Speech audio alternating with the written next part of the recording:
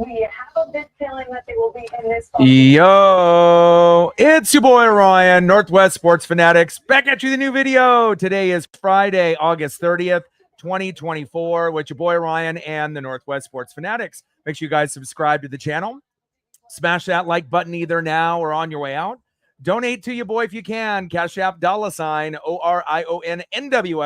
or the YouTube Super Chat right here. We got the Seattle Mariners versus the Los Angeles Angels. First pitch is going to be here in roughly 8 minutes. So let's cue up the music, take a look at the thumb, and let's get into the starting lineups. Happy Friday, everyone.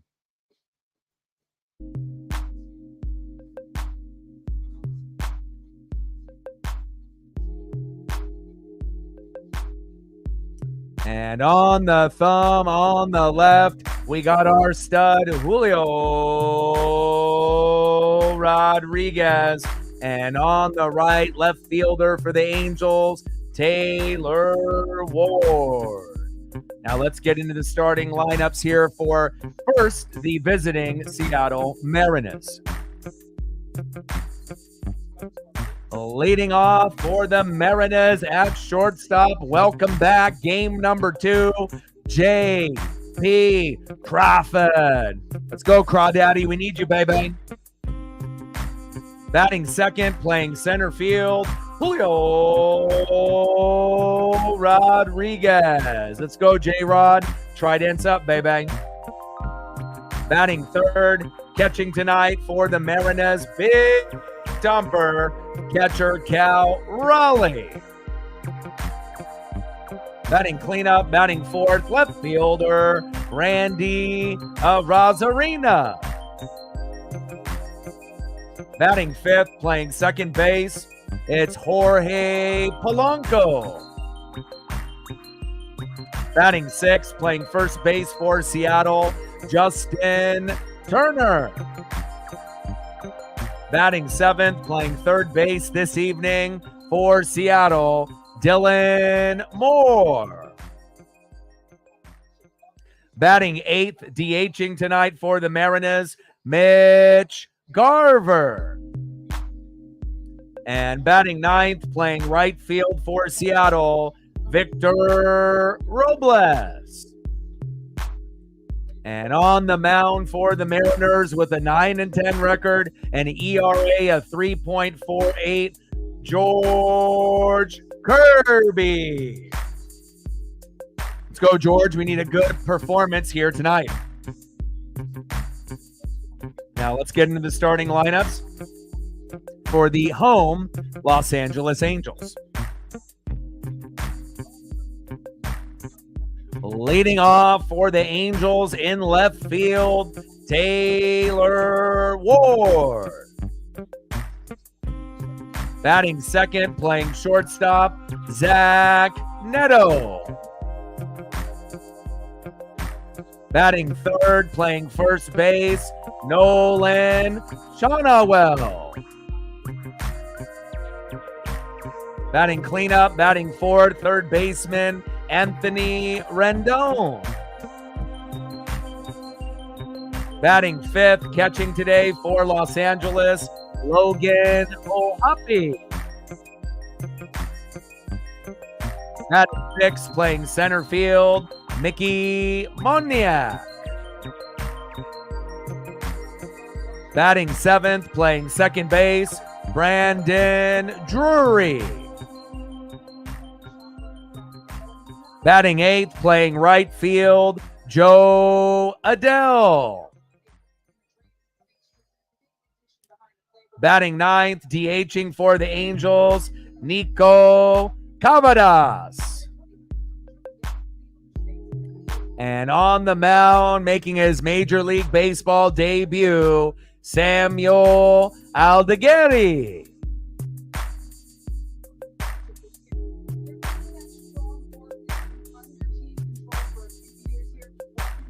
Let's go, baby.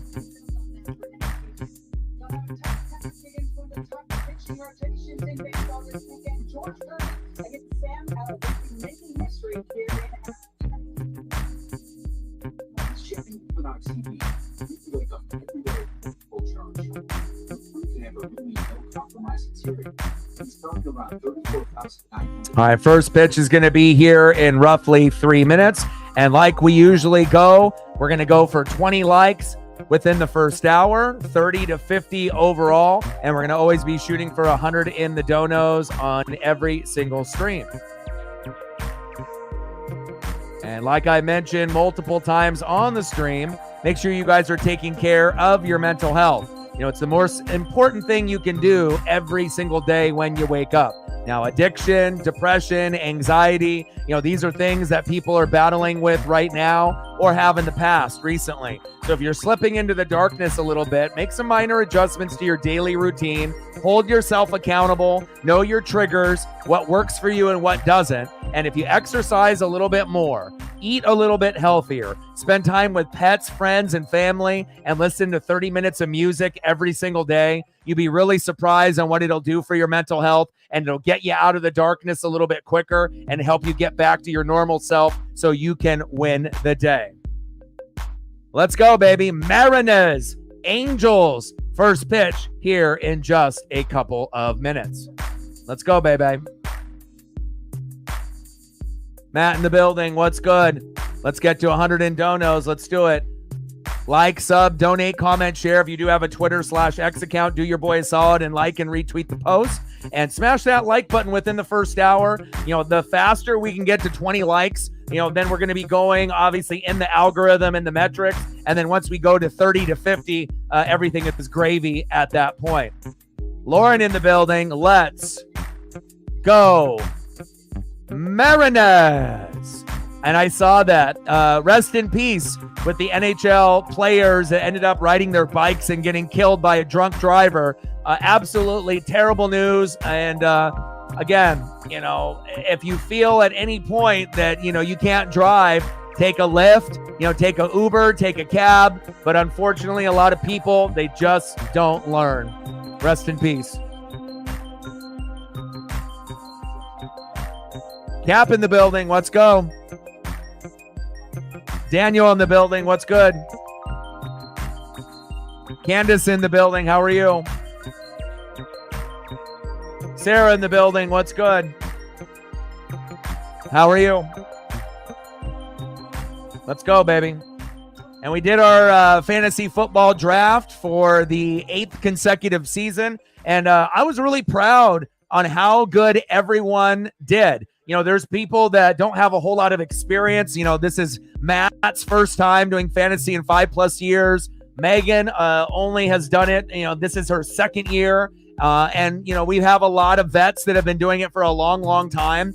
And, you know, they didn't really leave a whole lot left on the wire. You know, everyone's team is pretty complete. I didn't really see a whole lot of mistakes that were made. Yeah, were there a few picks where people reached a little bit? Yeah, of course, that's going to happen in every single draft. But overall, I want to say how proud I am of everyone that participated in the NWSF Final Fantasy Draft, baby, here in 2024. You know, you guys did a great job. It looks like it's going to be very, very competitive. And hopefully this matchup will be competitive here tonight between the Seattle Mariners and the Los Angeles Angels. Let's go, baby. And the game is on Apple TV Plus. So instead of having it on my computer, I got it here on the TV in the studio. And it's always nice when we can get something like that. And I have actually been exploring a lot of Apple TV Plus content since I get it for free as part of my cell phone provider, as well as Netflix. And after you watch everything on Hulu, Netflix, Disney Plus, Prime, really the only other app that's left to explore is Apple Plus TV. And believe it or not, there's some really good content on there. If you guys are a big fan of sci-fi like me, I was really shocked on how many good programs that they have on there as of late. All right, first pitch. J.P. Crawford crushes that one into center field. Wind is bringing that down. One away. Aldegari right down the middle making his MLB debut. J.P. Crawford, one away. Next up, center fielder Julio Rodriguez. Let's bring that electricity to the bat. Let's make sure we play some good defense here tonight. And you never know, maybe we'll get another home run. Tridents up. Let's go, Julio. Pitches outside to Julio, 1-0 count.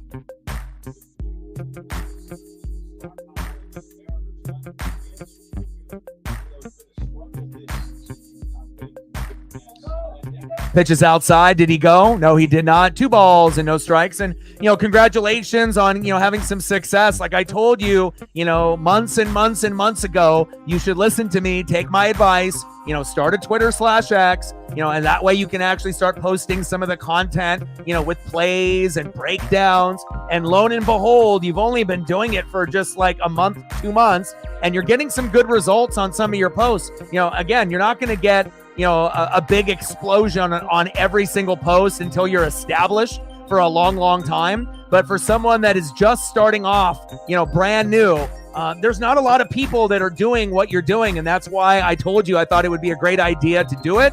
And you're having some good success, and some posts are going to have more engagement than others. But again, when you were doing the posts, it was before college football season. So Madden came out and college football came out. So obviously you're going to get some interest. But now we're into the college football season. If you start pumping them out regularly, you're going to get a lot more views on those posts between now and then obviously the Natty, like I mentioned to you. So congratulations with that. And obviously being Ducks fans, you and me, the more Duck material that you can find and put out, the more that it's going to gain ground, because everyone's looking at the Oregon Ducks this year, as well as Ohio State, Georgia, Texas, Bama, Michigan, as well as the mid and lower level teams.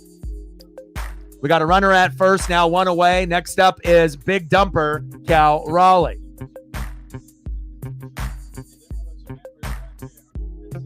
Let's go, Cal.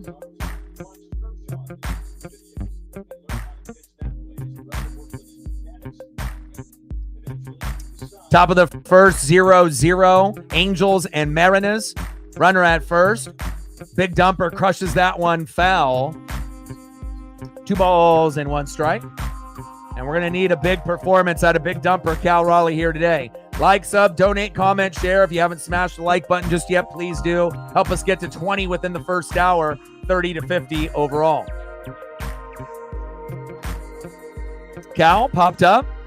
And we need to get revenge on the Angels. They beat our ass, pretty handily, about month and a half ago, last time that we played. So hopefully we can get a little bit of payback and a little bit of revenge, as Julio is on first, 2 away. Next up for the Seattle Mariners, left fielder Randy Arozarena.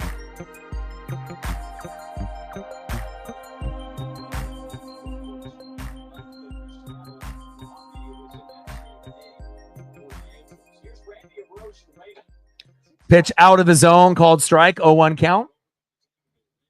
Let's go, Mariners. All we got to do is, try to take advantage of the Astros and catch up about 1 game a week.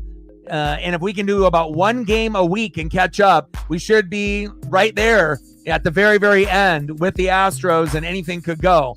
So, again, we got one of the easiest schedules from here on out. But as we know, if you play down to the competition and you play bad, you will lose. So hopefully the Mariners are focused here on this road trip. Randy chops that one foul. 1 ball and 2 strikes with 2 outs and a runner on. And this is on Apple TV Plus exclusive. And I actually like the broadcast on Apple TV Plus compared to YouTube. Last year they did a couple games on YouTube, and, the camera work was shoddy. The audio was shoddy. It just really wasn't a good broadcast, besides the announcers being horrible as well. But with Apple TV Plus, typically you're going to get a couple guys. Randy crushes that one into the gap, and it falls down. There we go. Julio skates to third base. Randy sliding into second. Safe. There we go. Randy Arozarena sliding in headfirst, safe for a double, with Julio Rodriguez at third. Nice. Hell of an effort by Randy and Julio on the bags. Nice job, Randy Arozarena. We're going to need your bat to light up. It's been a little cold as of late, but, within the last few games, it's been getting better. Next up for the Mariners, second baseman, it's Polo Jorge Polanco. Let's go, baby.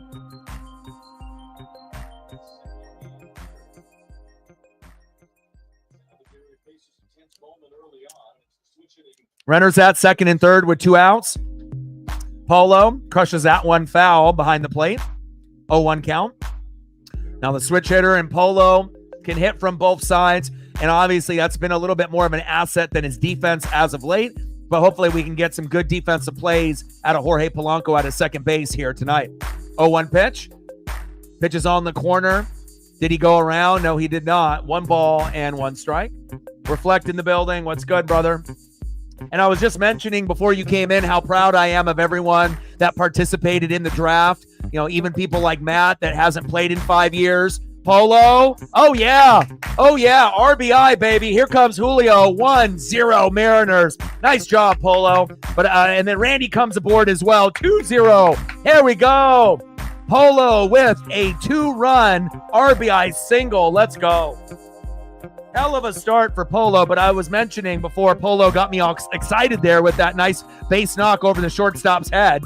I felt that like Matt and, even Megan, this is only her second year on doing the Fantasy Football League. I thought that everyone drafted really, really well, considering some have not played in a long time or they might have just started playing within the last couple years. Uh-oh. Justin Turner gets plunked. We like that. Here we go. JT to first. Everything going good here for the Seattle Mariners. But remember, obviously making his MLB debut, Samuel Aldeguerri. He has no major league experience and he's getting roughed up early, so they're going to have a little bit of a mound visit here to see if they can calm him down.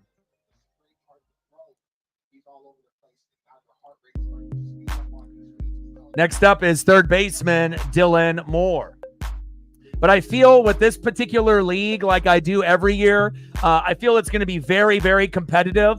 And instead of maybe just like 1 or 2 like show out, breakout teams, I feel that, there's like 5 or 6. There's only 4 playoff spots. But I think there's legitimately 5 or 6 teams that could be right there. And there might be a couple that surprise. So good luck to everyone that's participating in the league this year. I'm proud of you guys. And hopefully the Mariners can get a dub here tonight. You started last year as well? Yeah. And I noticed there was a lot of people doubling up this year. Obviously Reflect did it, with Joe Mixon, Nico Collins. I did it, right, with Rashad White and Mike Evans. Captain Oreo did it with Mahomes and Kelsey. Zini did it with Burrow and Chase. And normally you're not going to see quarterbacks and tight ends or quarterbacks and wide receivers paired up because usually some other team will snag that other player. So it'll be very interesting how these double ups are going to help our teams, especially if our team wins. It could be a huge week. But if we end up having a bad week, and if you end up having 2 or 3 players playing out of 9, or if you have 2 and 2, you better pray that those teams win that week, because if you end up having 4 players on 2 teams out of 9 and you lose, you'll probably lose that week. So you got to be very kind of careful. And Dylan Moore gets plunked on the shoulder. Nerves are very, very high now with Aldeguerri with bases loaded. Now with 2 outs, 2-0 Mariners. But we'll take that. Next up, DHing for the Mariners. I have no idea why. Mitch Garver. Maybe just because this is a brand new pitcher and they thought, okay, if there's any game that we can squeeze in Garv from not just being the backup catcher and just sitting there and doing nothing in the bullpen dugout area and collecting a paycheck, maybe this would be the game to sneak him into the lineup. And I guess it would be good, right? This guy has no major league experience. There's a lot of players we would rather have at DH, like Haniger, Bliss, and a few others if they were going to be able to get that opportunity to play, right? And Garver, look at you. Wow.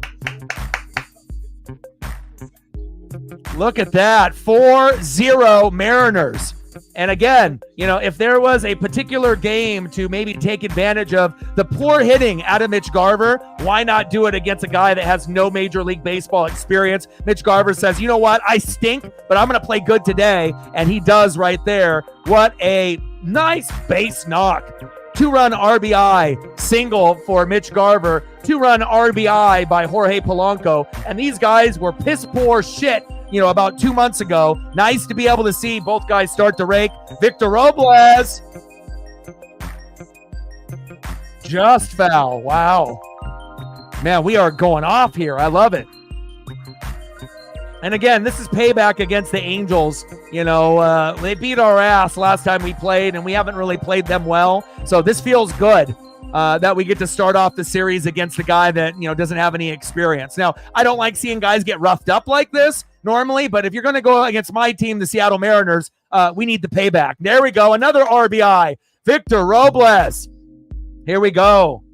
Here we go. And usually my ESP is pretty on. You know, I have a pretty good feeling on how things might go. But again, Dan Wilson, Edgar Martinez, Manny Acta, these are the guys that get the credit. I just notice things, right? And I'll point them out. You know, and anytime you see Mitch Garver in the lineup at DH at this point in the season, you're saying, what the hell, right? But again, if you're going to, you know, take a chance, this is the game to do it. And I like the call by Dan Wilson today, and it fucking paid off. 5-0 Mariners with runners at first and third with 2 outs. And we've been able to manufacture all of these runs with 2 outs. Next up, already back at the top of the order, shortstop J.P. Crawford. What an electric first inning, baby.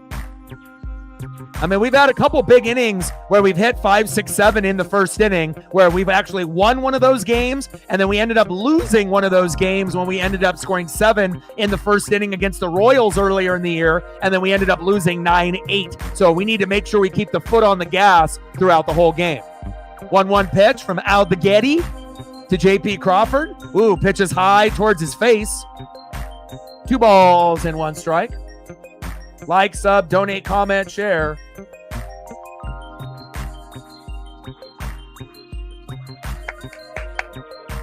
I feel like, you know, I'll have a couple ESPN moments, you know, no matter what sport we're calling. NHL, NBA, MLB, NASCAR, you know, it don't really matter. I mean, if you watch sports long enough, you kind of have an idea. And again, I'm a nerd. So all I do all day, right, besides, prepping for this show, all I do is read.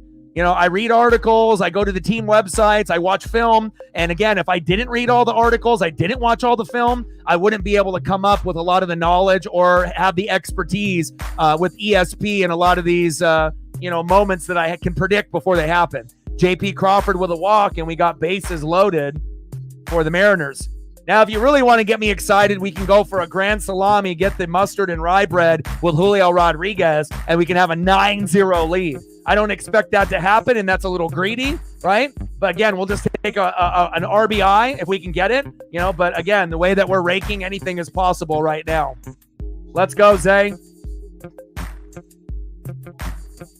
We had a hot one today in Oregon, 90 to 95 today, 90 to 95 tomorrow. And I think Paisley's cone is finally going to come off maybe tomorrow or Saturday. So I can't wait for me and her to get back to our regular routine of walks. And so that way she doesn't have to have that uncomfortable cone on her head. So I feel that the spider bite, it's taking a while to heal. She's had to have medicine and the cone on for a week.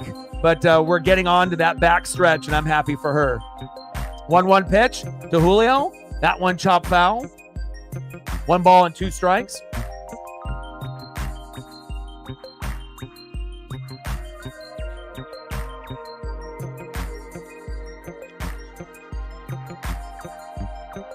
Let's go, baby. What a great start. 5-0 Mariners, baby. 92 in Cleveland. Wow. We didn't get any rain here. It's just been kind of hot and humid. 1-2 pitch. And that got Julio in the zone. They finally get out of the inning, and that's okay. Julio couldn't bring them aboard. We already had many, many runs come in, obviously with 2 outs. And a rare error there by the Angels. They haven't hit his mitt right there. I don't think you're going to see that often, but that little error ended up costing them big. Zach Neto, what were you thinking? And on the mound for the Mariners with a 9-10 record, an ERA of 3.48, George Kirby. And a lot of our pitchers have about a 500 record or slightly below, like him and Luis Castillo. But again, if we ended up getting run support, these guys would have such better records where Kirby would be like 10-7. Castillo, maybe 9-6, but unfortunately, we have the records that we have with these pitchers because we don't typically get run support. But if we get 4 runs, 7 to 10 hits, we win about 90% of the time. If we get 5 runs, 7 to 10 hits, we win like 99% of the time. So, again, our record is very, very good. It's like 43 or 44 and 4. 44 wins, like 4 losses roughly when we get 5 runs. And then when we end up scoring 4 runs or more, our record is something incredible as well. It's like 51 and 11 or 51 and 10. So all we got to do is just get to that number, in the future, 4 or 5 runs. And, we're going to be able to compete with any team in baseball, even the higher upper echelon teams like the Dodgers, right? The Braves, the Phillies, the Orioles, the Yankees, the Guardians, the Royals, the Twins, all of them. We can compete. And again, all we need to do is try to make up about a game a week. And if we can do that, we'll be in great position late in the season to try to see who is the best. Is it the Astros or the Mariners in the American League West?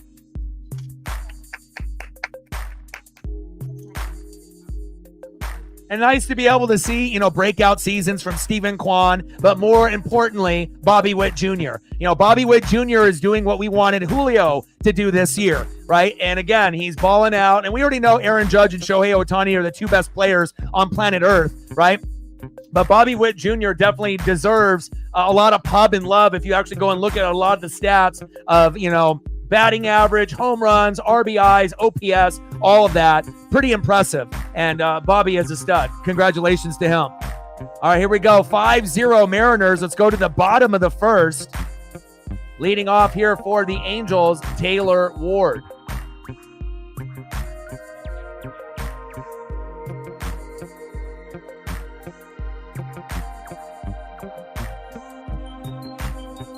Big swing and a miss. 1 ball and 1 strike.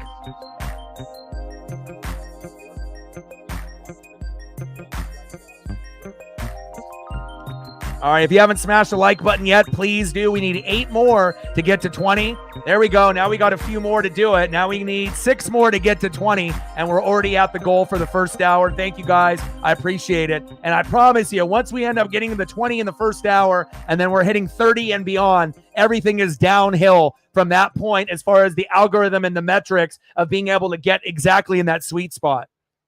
Pitches outside. 3 balls and 1 strike from George Kirby to Taylor Ward.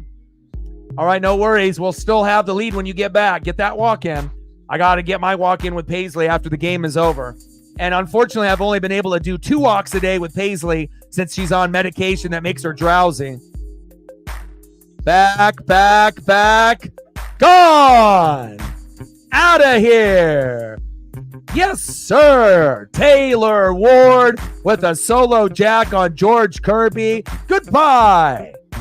5-1 Seattle, 381 feet to right field. Not exactly what we wanted to give up after getting 5 ourselves. But again, I got Taylor Ward on the thumb. And what happens when I put players on the thumb? They typically break out or do something big. And it's not necessarily the player that I put on for our team. It always seems like the guy that I put on the opposite team always has a home run, big hit, or a big RBI. And I guess, so to speak, it happens again. Taylor Ward strikes again. Next up, batting in the 2-hole, having to make up for that error that brought in 2 runs, shortstop Zach Neto. Let's go, Mariners. Clean it up, baby. A little slow roll dribbler towards third. I actually like the Apple TV Plus broadcast. It's better than the YouTube broadcast. Again, you're going to have ESPN and you're going to have Fox Sports and you're going to have Fox. And obviously, you're going to have your local broadcast with like Root Sports if you're a Mariner fan, right?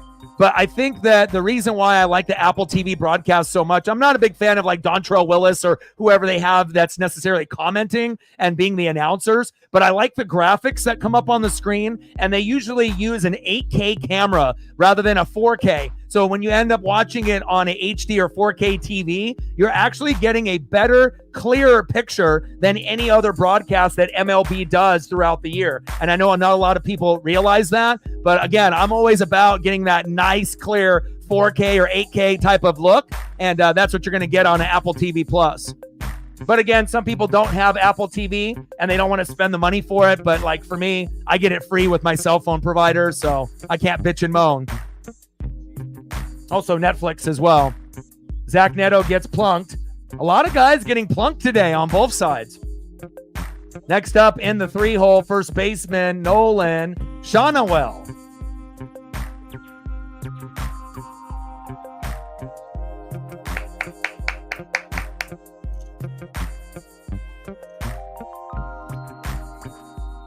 Got him right on the wrist.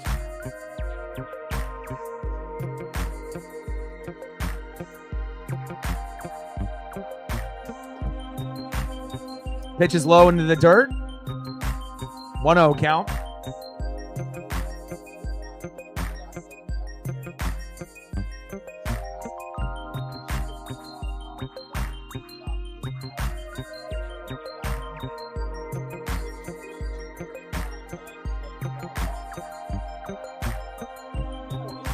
Neto is running, Cal. And the throw is a little low. And Neto stole second and is safe. Nice jump there by Zach Neto with the stolen bag.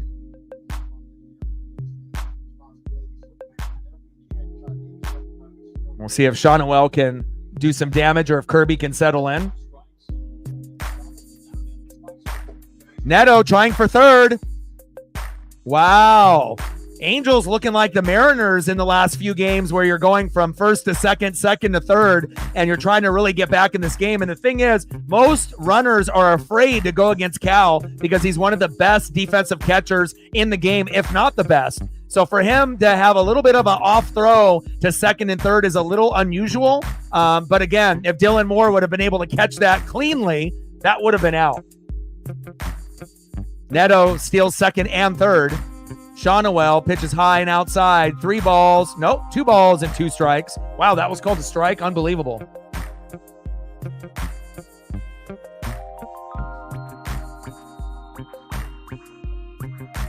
Like, sub, donate, comment, share. If you just hopped in the room, do your boy a solid and smash that like button for your boy. So that way we can get to 20 within the first hour, 30 to 50 overall, baby. Bottom of the first, 5-1 Mariners. 2-2 pitch. Shonawell crushed that one foul. 2 balls and 2 strikes.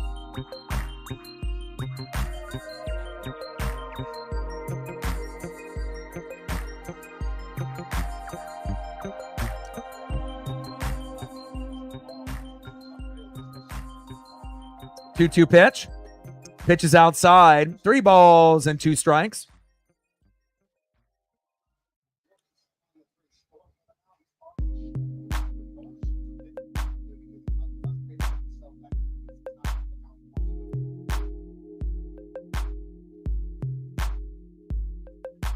Three-two pitch from Kirby to Shonawell. Popped up. Should stay in play. Julio Rodriguez is there. No fly zone. 1 away. And Neto tags up from third. 5-2 Mariners. Nice sack fly there by Shonawell. And great base running by Neto. You know, if he didn't, steal second and steal third, they're not at 5-2 right now. So give them their flowers as well. Next up, batting cleanup, batting fourth, third baseman Anthony Rendon.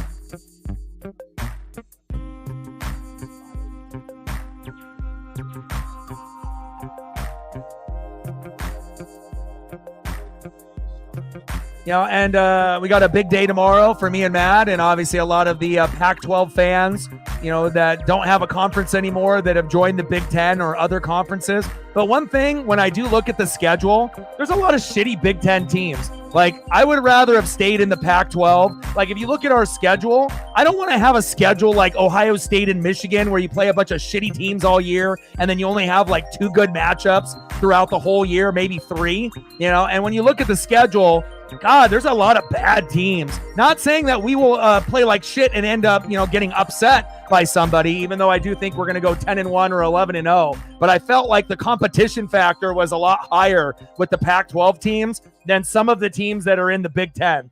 Like, some of the teams in the Big Ten are great. Some of the Big Ten teams are good, and some of the Big Ten teams are terrible. And I don't know.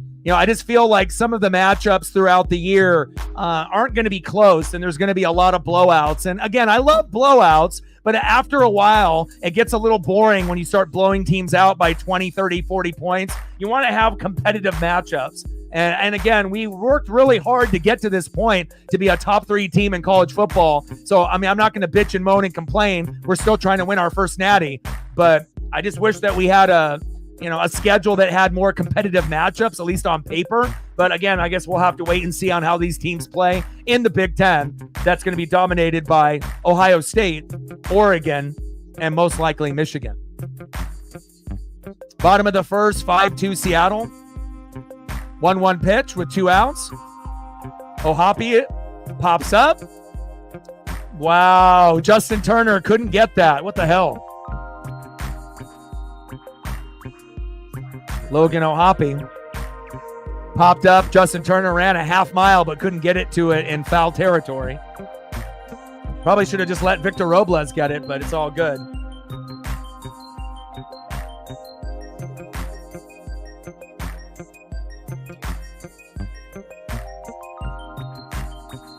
Bottom of the first, 5-2 Mariners. 2 outs, 1-2 pitch from Kirby to Logan Ohapi. Try to jam him, popped up. Should be a routine play here for Jorge Polanco or JP Crawford. Polo is there. And we get out of the inning, but the damage is done. Good base running by Neto. And I like what I see there. 5-2 Mariners.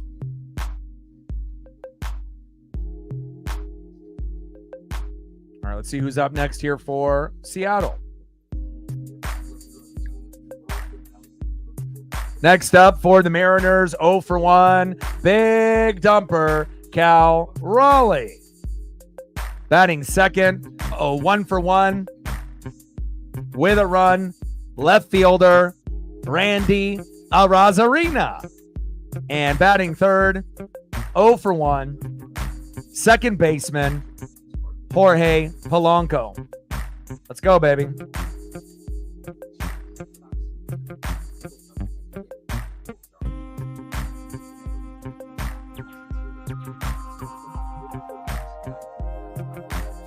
Yeah, Diamondbacks and Padres definitely getting hot at the right time as well. It's going to be very interesting as we get down to the wire.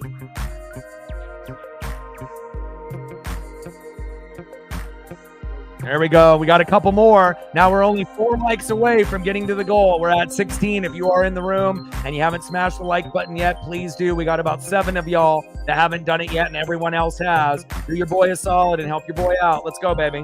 And we're always going to be shooting for 100 in the donos on every single stream.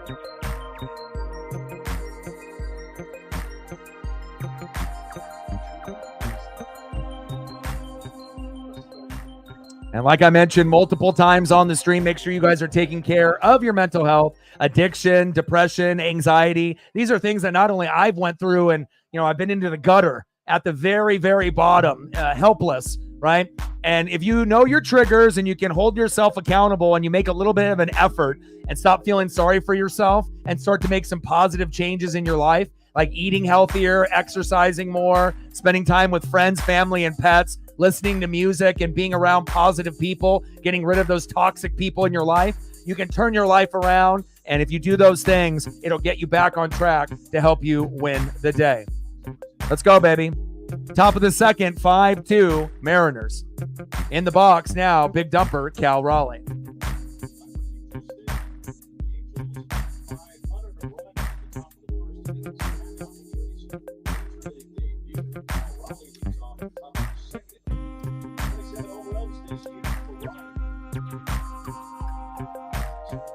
That one chop foul. 0-1 count.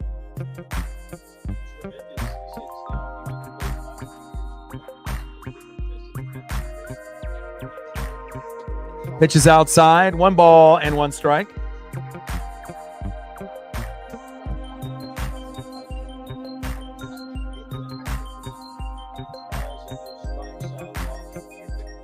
Pitches outside. 2 balls and 1 strike.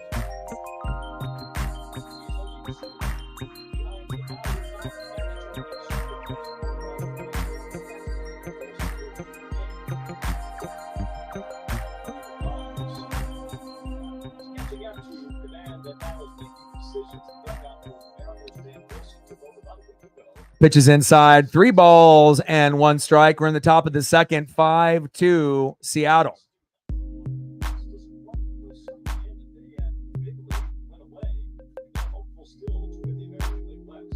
Three-one pitch.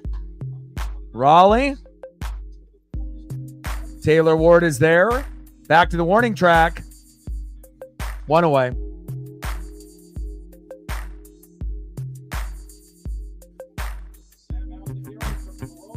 Next up, left fielder Randy Arozarena.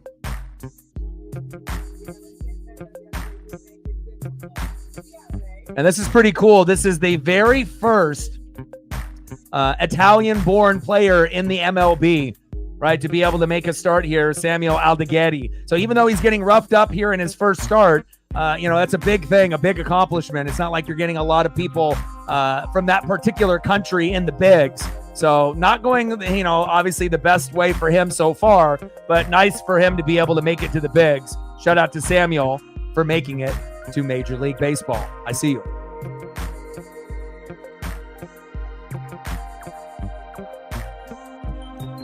First full-blooded Italian player in the MLB. Pretty cool.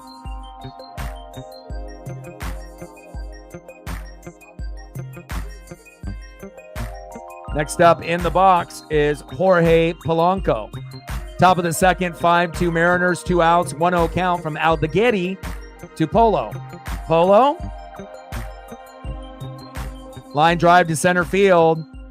An easy 1-2-3 inning for the Angels. Let's go to the bottom of the second and see who's up next here for Los Angeles.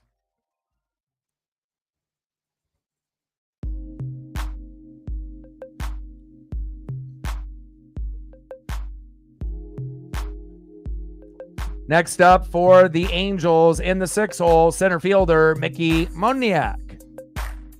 Batting second in the 7th hole, second baseman Brandon Drury. And batting third, right fielder Joe Adele.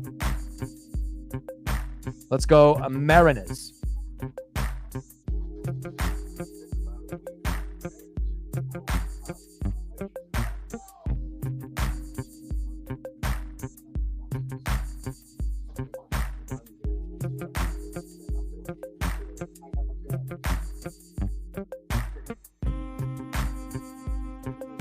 And we got Brian Wu and Tim Anderson tomorrow at 6:30. But then we also got the Duck game on tomorrow, and I believe that's on at 4:30. And it's crazy because since we ended up, we're playing Idaho at 4:30, probably will win by 60 or 70. But, here in Oregon, they have this thing with Comcast and Xfinity where they're trying to block out the Big Ten network. So there's a lot of people that live in Oregon that are not going to be able to watch it, through the cable provider unless they make the change, here very shortly and whatnot. So obviously there'll be streaming links and other opportunities to watch the game, but not ideal, when you go from the Pac-12 to the Big Ten and then all you want to do is just watch your team play. And it seems like they're making it extra hard for us in the Pacific Northwest, with the Blazers, they're making it extra hard to watch. It's not on local TV. The Mariners are en route, and we like that. So the Mariners are good to go. Seahawks are good to go, normally on Fox, but now we're going to have to worry about how the hell do we end up watching the game if you live in Oregon, if you end up having Xfinity or Comcast. And obviously there will be, other links to use, but just not ideal.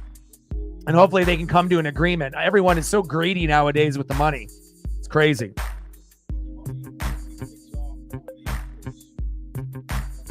And I'm kind of torn because it's like I want to do every single Duck game, and obviously I'm super excited about the season. It's one of my favorite teams, if not my favorite team at the very, very top. But again, playing against Idaho, it's not going to be competitive.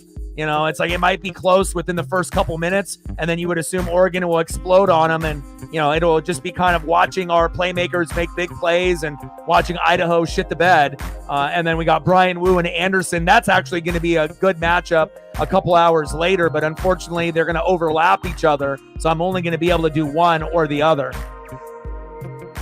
Popped up. Demo with the catch. So I'll have to think about it. And normally going into the season, I was just going to do every Duck game no matter what.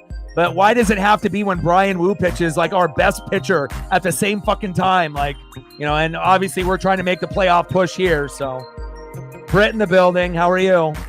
Missed you. How are you this evening?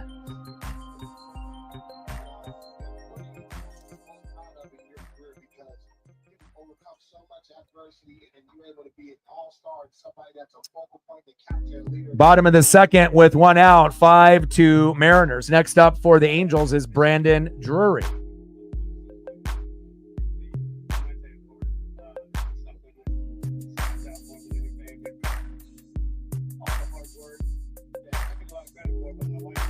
Pitches outside. 2 balls and 1 strike.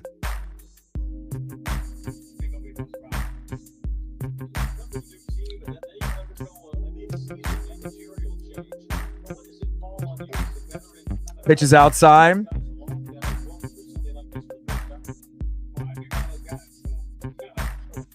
2-1 count from Kirby to Drury.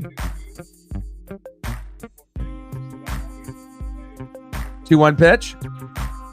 That one chopped foul. 2 balls and 2 strikes. How was your day today, Britt? How was school for Colton today? Did he have a good day? Obviously, it's Friday, so we got the weekend to enjoy. And it's always nice when you can have the same teacher as the previous year if you like them. Little slow roll dribbler. Throw to first. 2 away. Drury grounded out to second. 2 outs.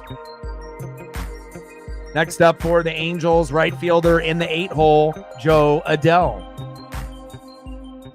Like, sub, donate, comment, share. If you haven't smashed the like button yet, please do. Let's see where we're at. How close are we to 20? We got 13 minutes to go in the first hour. We're at 17. We only need 3 more to hit the goal. Now we're at 18. 2 more to hit the goal in 13 minutes. I know we can do it.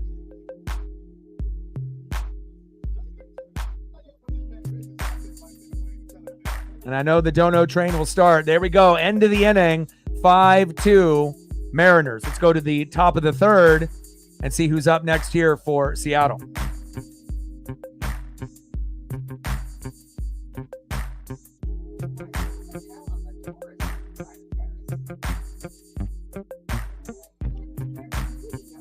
Next up for the Mariners, 0 for 0 with a run, first baseman Justin Turner. Batting second, third baseman Dylan Moore. And batting third, DHing for the Mariners, Mitch Garver. Let's go, baby. 1 for 1 with 2 RBIs. And again, a little bit of a head scratcher when I saw the lineup about 3 hours ago.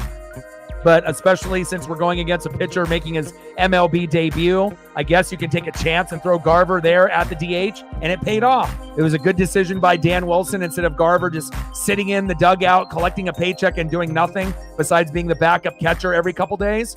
And it paid off. 1 for 1 with a single and a 2-run RBI. So let's see if Mitch Garver can keep it going.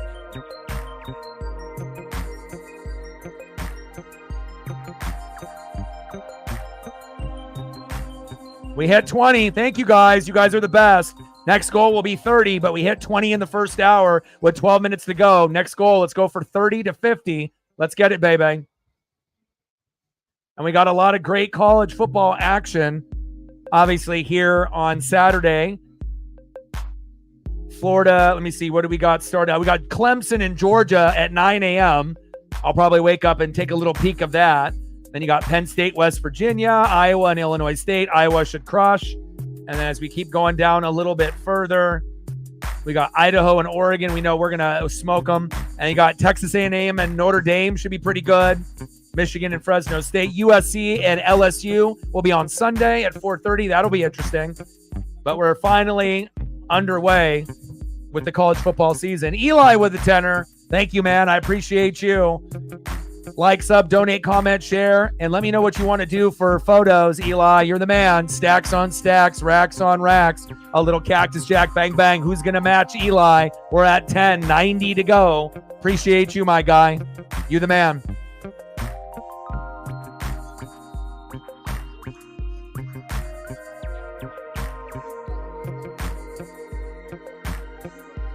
Oh, yeah. Oh, yeah. UW.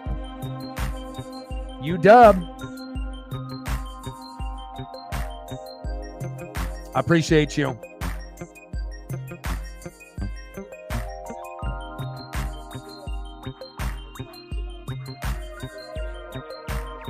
All right, Justin Turner popped up and out.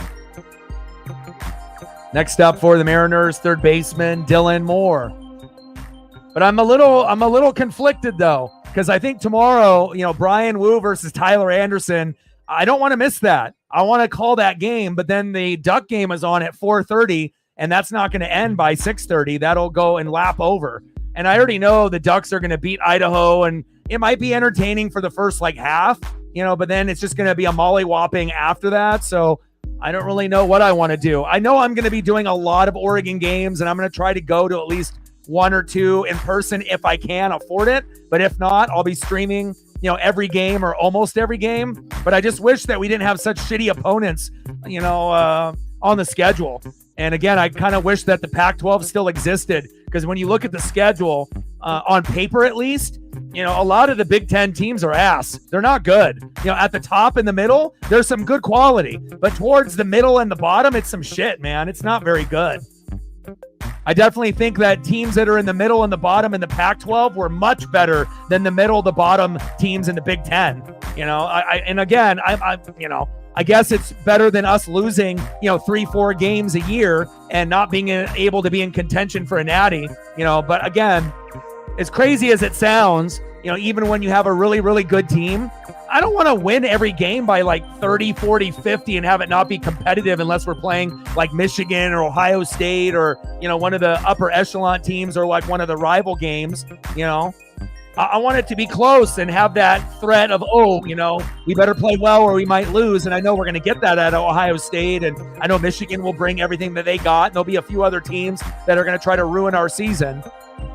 But just looking at it on paper, it looks kind of disgusting. It's unless they were able to bring over all the Pac-12 teams, then that might have made it a little bit better for me. But the quality of the schools, little suspect.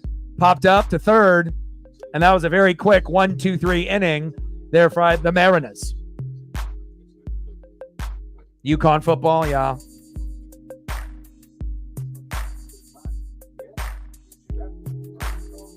Garver popped up to the shortstop and we can't expect Garb to get a hit at every at-bat. Let's see who's up next here for the Angels. And then we got NASCAR Cup Series race on Sunday. Very excited about that.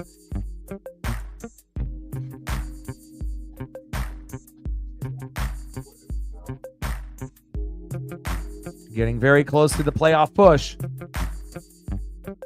Next up for the Angels in the bottom of the third, DHing in the 9-hole, Nico Cavadas. Batting second, left fielder at the top of the order, Taylor Ward. And batting third, in the 2-hole, shortstop, Zach Neto. 5-2, Mariners.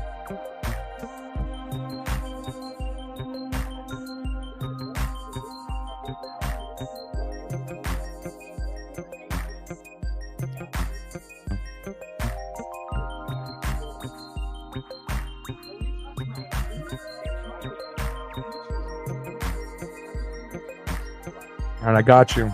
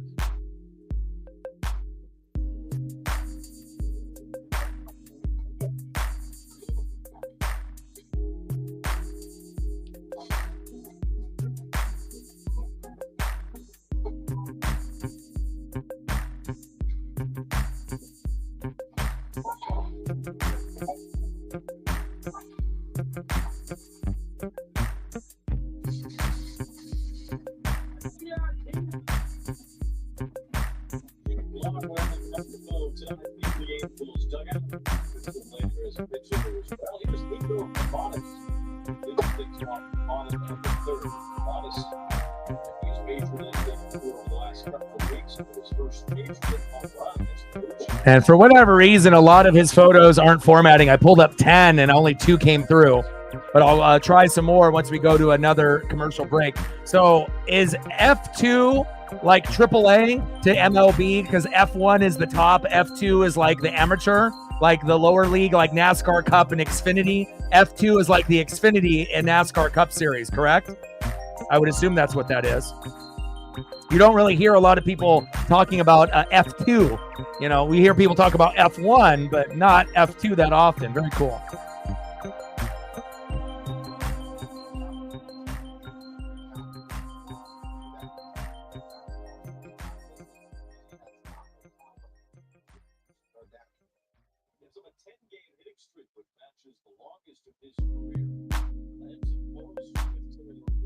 Reflect with the tenor. Appreciate you.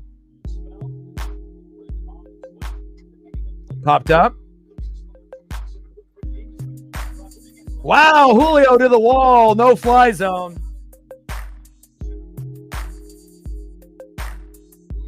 Nice job, Julio.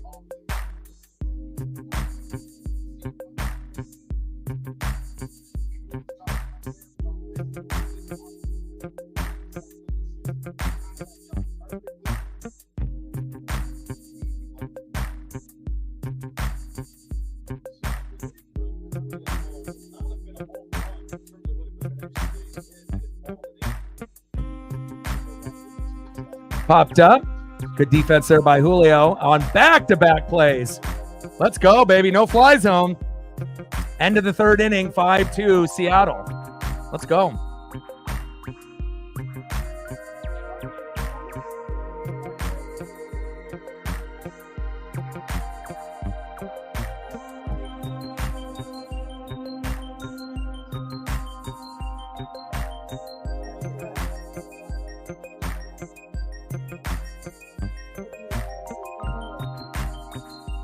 See if I can get some more photos here.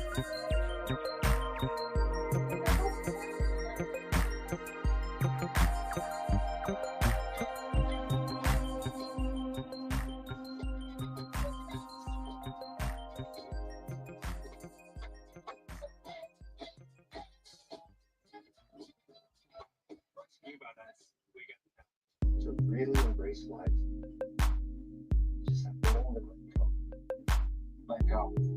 Let go. Let go. Did you let go? Did you let go? You not sleep. You wake up every day full sharp. You can never really compromise sincerity. Starting around 34 $95. You won't want it for further affordable. Let's see if I can get one more for you.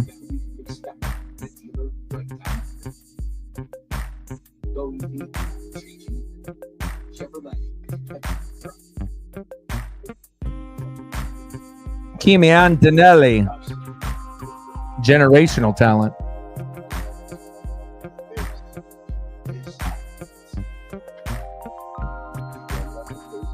Appreciate you. Reflect, let me know what you want to do for photos, and I got you.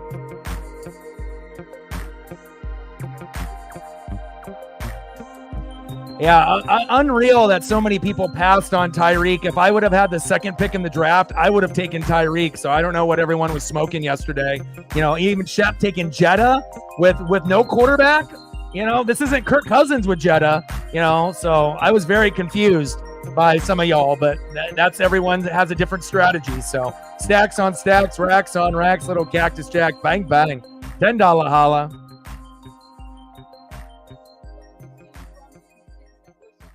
And plus, there's not very many people that can throw up 30, 40, 50 points on the regular like Tyreek can. So nice hit by Julio or Victor Robles there right out of the gates. F3, F2, F1. Okay, cool. See, I learned something new there. F2's a different car. Okay. Oh, he's about to have his first race Ooh, what channel?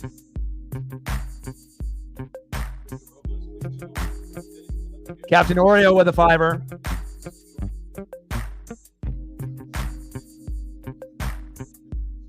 Stacks on stacks, racks on racks, little Cactus Jack, bang, bang.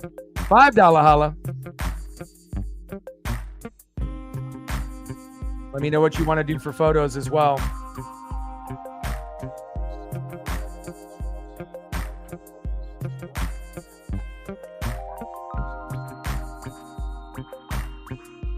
Yeah, and, we were going through, Megan, has only played, 2 years, and compared to last year's draft where there was a lot of mistakes made, like if you actually look at the grades, she had like the third highest grade in the draft. And that's pretty surprising, even though that maybe, she took Seattle defense. No one else was going to take that defense. So she could have waited much later to grab that. And there's a couple pieces that could have been a little bit maybe, higher, like the flex, instead of having JSN, maybe having a better player there as well. But with that being said, kicker, quarterback, running backs, wide receiver, and tight end, she hit it out of the park. And, there might be a very, very close matchups as we go through. And again, I didn't really see anyone with a shitty draft. Everyone got a lot of talent, and people, scooped up a lot of good pieces for their benches as well.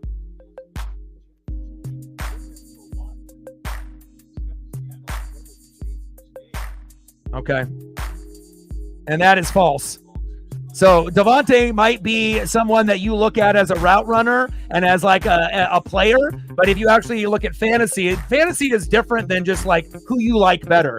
Devontae might be able to run a route or this or that, but it really comes down to who's getting targets, who's getting catches, who's getting touchdowns, and who's getting points. And who you got to look at the quarterback too. So you got Gardner Minshew, and Aiden O'Connell or Tua. And even though not a lot of people believe in Tua is the better quarterback, has a good relationship with Tyreek. So you're not going to be getting a whole lot of 30, 40, 50 points out of Devontae. You might end up getting 30 like once, but Tyreek could do that 3 times in a month. So again, you have to recognize there's a difference between the player.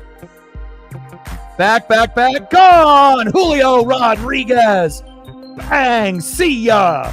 But there's a difference between a player in real life that you like compared to a guy that is great in fantasy numbers. And again, you have to be able to, know the difference. But, there's no way in hell I would go Devontae over Tyreek in fantasy. But again, everyone has their own method to the madness. And here we go. We wanted electricity, and I wanted to be able to get another Julio home run. And we said that at the beginning of the broadcast. And boom shakalaka, here it is, 7-2 Mariners. Thank you. You say it, and it comes true. Bang, bang. Let's go. Nice job. And I'll get some Tyreek up here in a minute. Pick dumper popped up. Joe Adell is there. 2 away. Yeah, but that has nothing to do with fantasy football. So that's why you have to understand, OC, route running, play calling, and all the things that you feel that you're an expert on means nothing in fantasy, unfortunately. You have to look at targets, at carries, and yards and touchdowns. That's what is going to make an elite fantasy player, not just because he can line up one-on-one and get jammed at the line and still get the catch, or, he's really good at running a slant route, so, he's got a better OC. That shit does not matter. Irrelevant, unfortunately. Now it might mean something if we're watching a game or we're breaking down film, but in fantasy football, that shit does not mean anything, unfortunately. But again, you'll learn as it goes. So it's possible. It's possible. I mean, Azini Panini ended up winning our league a couple years ago when she drafted DK Metcalf and Justin Jefferson as a rookie. She plugged him into the lineup, and both those guys went off, and she carried, with those 2 players as well as the rest of her roster with the championship. Sarah, I know, has finished like 2nd and 3rd, in our league before. And then obviously Megan's team looks like it could be heading to the playoffs, as well as a few of us. Sarah, looks like could be in the playoffs. Reflect, myself. So Captain Oreo. So I don't really know how it's going to play out, but we only have 4 spots out of 10, but it looks very competitive. Slow roll dribbler. Oh, and another error by Neto. I love that, baby.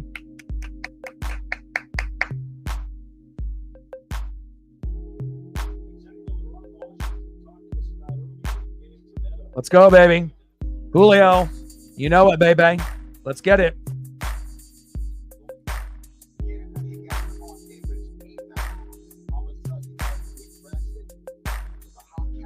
Hey, we got to take any type of home run that we can get, bro. You know, a solo home run, a 2-run home run. You know, sometimes it's not going to be a 3-run blast or a grand salami. And the way that Julio struggled this year, we can't complain.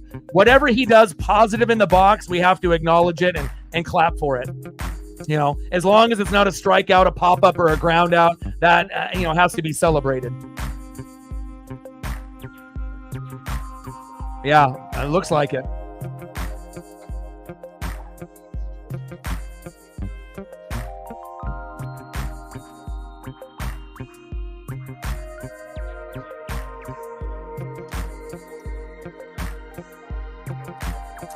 Top of the fourth, 7-2 Mariners. Runner at first with 2 outs. 1-1 pitch. Pitches outside. Wow, that was in the zone. Wow, it should have been a ball. 1 ball and 2 strikes. But I'm in a little bit of a dilemma tomorrow. It's like, do I do the Duck game against Idaho, which I know, you know, I'll enjoy it. Matt will enjoy it. You know, I know Duck fans will enjoy it, but overall, it's going to be a blowout. And I mean, I don't know. And then we got Brian Wu and Tyler Anderson on tomorrow. And I don't want to really miss Brian Wu pitching, but I mean, I'm going to be watching both of them anyways, but it just depends on which one we do as a stream. Now, if the opponent was better than Idaho, then, maybe it would be more like intriguing and whatnot, but I'm at a stand still. I'm at a little bit of a wall, because it's like, I don't want to miss the Brian Wu, but I also want to make sure I get some Ducks out there as well. Let's go to the bottom of the fourth, 7-2 Mariners.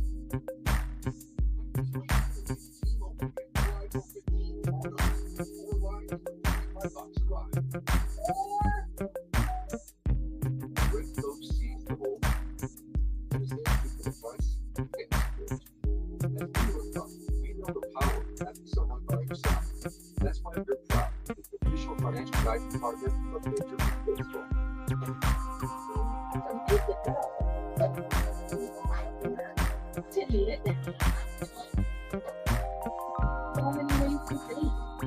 But also, too, I can tell in fantasy, you know, who actually opens up the name and clicks on it and looks at the stats and who doesn't. It's very clear when people draft and when people are making moves. You can tell the people that are actually looking at the stats, looking at the targets, at the, you know, carries and the receptions and the yards and the touchdowns, and the people that aren't, you know, and you really got to do a lot of work. You got to click on a lot of buttons. If you don't, you're going to pay the price, because there's going to be people that are going to do that.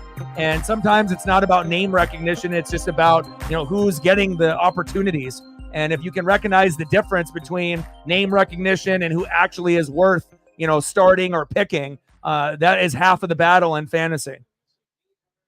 But I'm being very honest, man. If I had that number 2 or number 3 pick, I probably would have picked Tyreek or CD or Amon-Ra. I mean, I wanted to go wide receiver first and then running back later. I would have went wide receiver, running back. I would have went wide receiver, running back,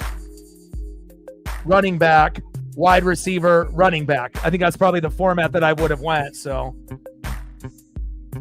but again, when sometimes, you know, you get a quarterback off the board early, you know, things get kind of crazy.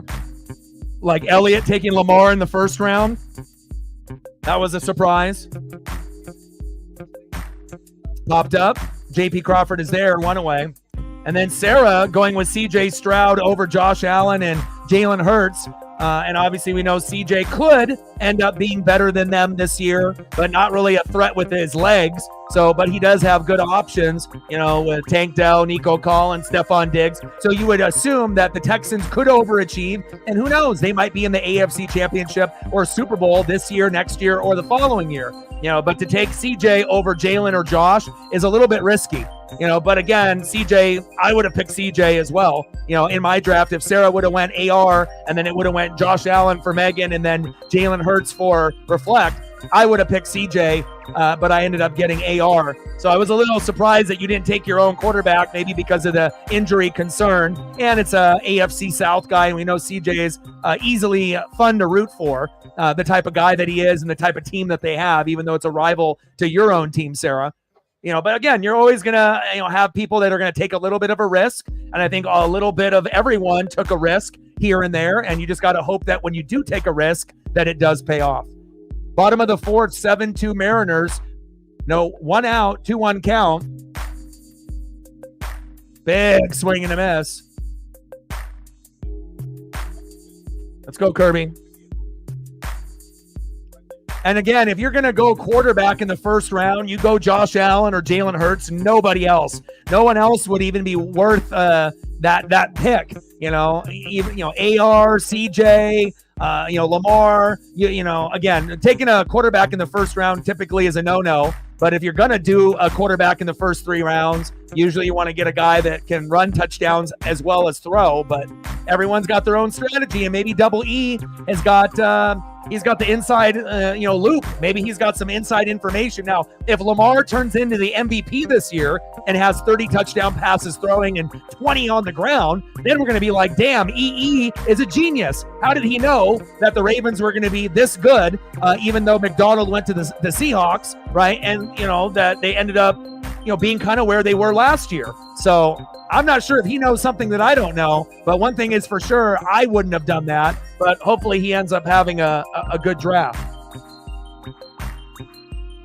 And I knew at one point that you probably weren't going to go Allen, but I did surprise me that you didn't go Hurts over CJ because you already had Allen before and it didn't work out. So sometimes you just want to have someone different, and I get it. Like I had Patrick Mahomes. I'm not going to pick him again. And sometimes when you have a good or bad season with the quarterback, it stays with you, right? Whether they get injured or whatever the case may be. And, they may not get injured, in this upcoming year, but we always remember the good and the bad years in fantasy with our guys. And sometimes you just want someone different. And, and I get it. And there's a reason why I didn't take Patrick Mahomes. Captain Oreo, good luck with the Mahomes-Kelsey combo. But, I took a risk with AR, but again, I backed it up with Dak, so I feel good. Dak in the playoffs, garbage. Dak in the regular season, he was number 3 fantasy quarterback last year, and I think AR has a chance to be top 5 this year, and who knows, he could be as high as number 1 if he stays healthy for the full year, if he runs the ball like Jalen and Josh. Strike number 3, bang, George Kirby. Let's go to the top of the 5th, 7-2 Mariners.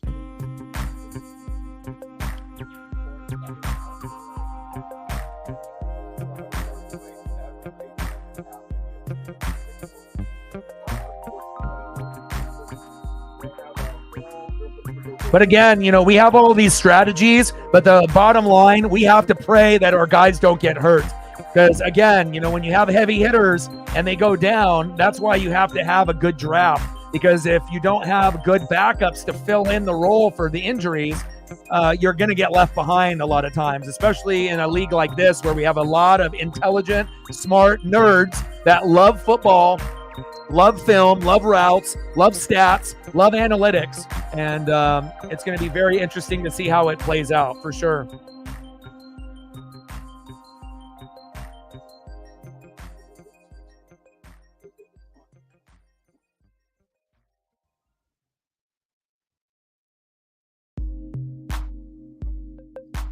Yeah, I just couldn't believe. I went back and I watched a little bit of the live stream and I just couldn't believe my eyes. Lamar going in the first round by Double E, fucking Shep taking Jetta with no Kirk Cousins, right? And obviously no JJ McCarthy. You're gonna end up having like Sam Darnold or some other like backups. Do you really feel like maybe that was a lack of research on Shep's side? Maybe thinking JJ was gonna play or there was a better quarterback there. But anytime you pick a receiver, you always got to look at who's throwing to him. And if you don't got a good quarterback there, the stats more than likely are going to go down. Now, you still might be able to get a bunch of targets, but the quality of the throws aren't going to be as good as Kirk Cousins throwing to you rather than like a Sam Darnold, right? So I was very confused and shocked by some of y'all. And then obviously some people passing on Tyreek and getting running back. I understand that. If you want to get Jonathan Taylor like Sarah did, or if you want Bajan, I get it.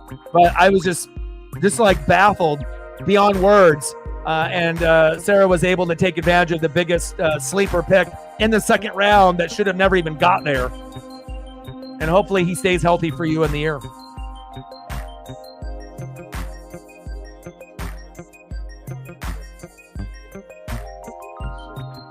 Yeah, I mean, the only thing is like, you know, we had a lot of drops last year. Kadarius Toney is no longer on the team. Hollywood Brown is injured. You know, you're going to have Rashee Rice possibly suspended. So we're going to see, you know, Pacheco's going to do his thing, but we have to be able to see, is Mahomes going to be like last year and struggle? Or is he going to be kind of from a few years ago? And is Kelsey going to be the number one tight end? Or is this the year finally that he ends up being like maybe the third best tight end? Which is still really, really good. But, you know, after being number one for so many years, you know, Laporta ended up being number one last year. And, you know, I like a lot of the Lions players, so I had a choice between Laporta or Kelsey, and I've already had Kelsey in the past, and I've had good results with him. But sometimes it's nice to go with someone different. And it worked out for you. You ended up getting Mahomes and Kelsey. You know, Zini got Burrow and Chase. You know, I got Rashad White and I got Mike Evans. You know, Reflect got Nico and Joe Mixon. So a lot of us got doubles in different positions, and I'm excited. And sometimes I go three. You know, I like going three. Like last year, I wanted to do David Montgomery, Amon-Ra, Jared Goff. And when they played and they raked, I ended up dominating. But again, if they play bad, then you're almost screwed because that's 3 out of 9 spots. But you have to be very selective when you do things like that. Top of the 5th, 7-2 Mariners. And we need to get some photos for Captain Oreo. What do you want to do for photos? Let me know what you want, and I got you. Eli, appreciate you. Reflect, appreciate you. And if you want to type in the chat and let me know what you're looking for, Captain, and I got you.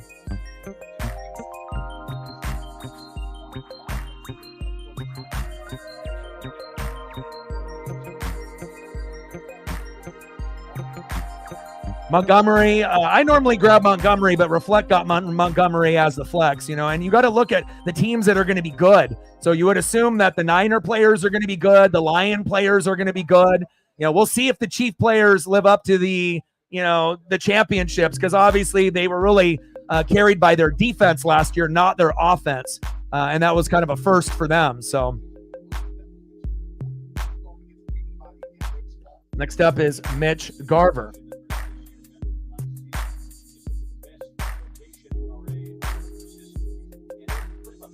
Current starting rotation for the Mariners, ridiculous. First pitch to Garv, in there for a strike, 0-1 count. Top of the 5th, 7-2 Seattle.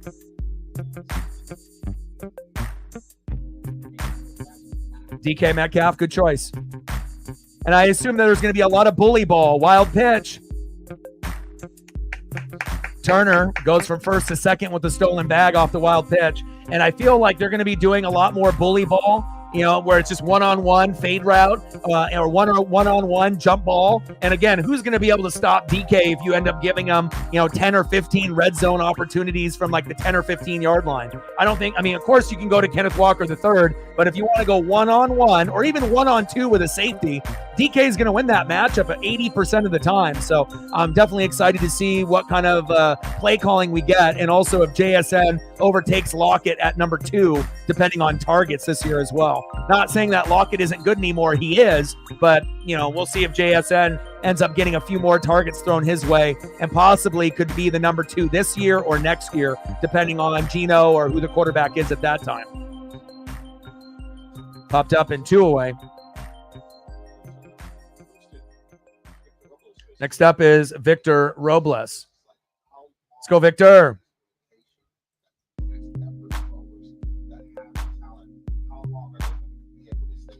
Robles crushes that first pitch, foul. 0-1 count. Let's go, baby. Like, sub, donate, comment, share. If you haven't smashed the like button yet, please do. Let's see where we're at. Are we at 25 yet?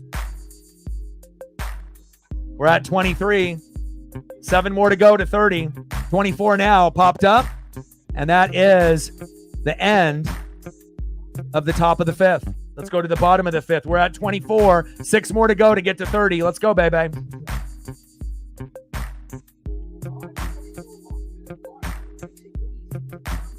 And if you're just tuning in the top of the first, Julio scored on an error. Arozarena scored on an error. Polo safe at first on the fielding error by Neto, 2-0 Mariners. Then Garver doubled to left. Polo and Turner scored, 4-0 Mariners. Then in the top of the first, Robles singled to center. Moore scored, 5-0 Mariners. Then the bottom of the first, Taylor Ward homered, 5-1. And then we had Nolan Shonawell.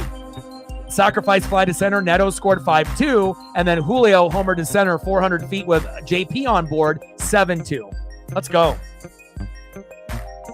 25. 5 more to go to get to 30. Let's go.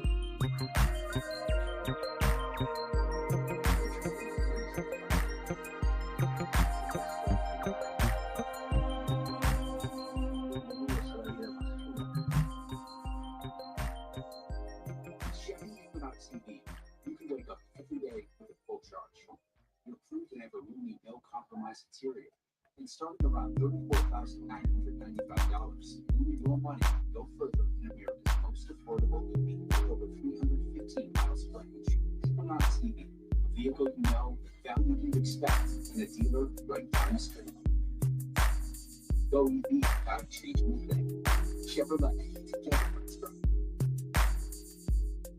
First class of the day. I'm charging the private dangerous thing. We'll get some photos up here for Captain. But I guess battery death is just a part. Battery life. Get used to it. But now, It's not. Battery lasts all day.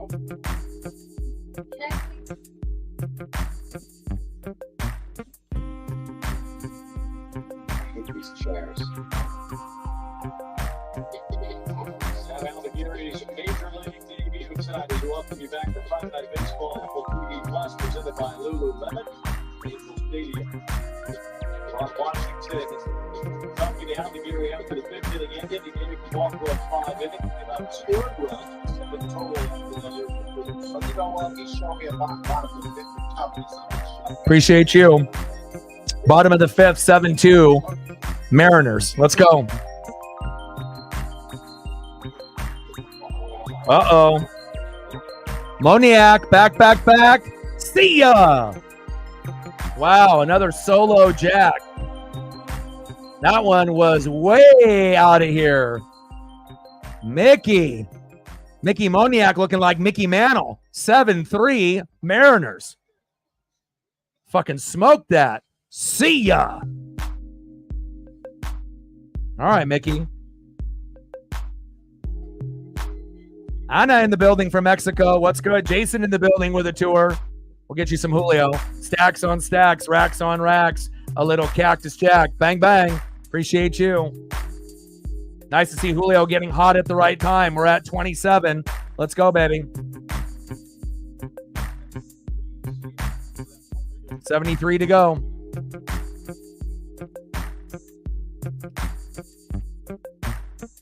Next up for the Angels, Brandon Drury. Ron Washington loves that.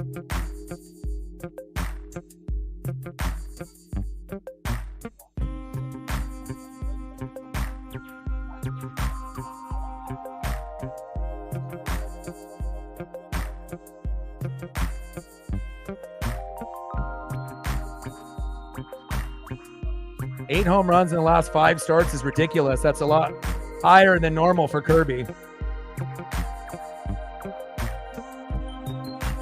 Kirby doesn't give up a whole lot of walks or home runs, but at least they were only solo shots. You know, instead of like a couple 3-run blasts. Otherwise, if that would have happened, we'd be down right now. If you're going to buy a new Mariners jersey, if you already have Julio like me, the easy answer is, duh, Cal Raleigh. That's where I would go.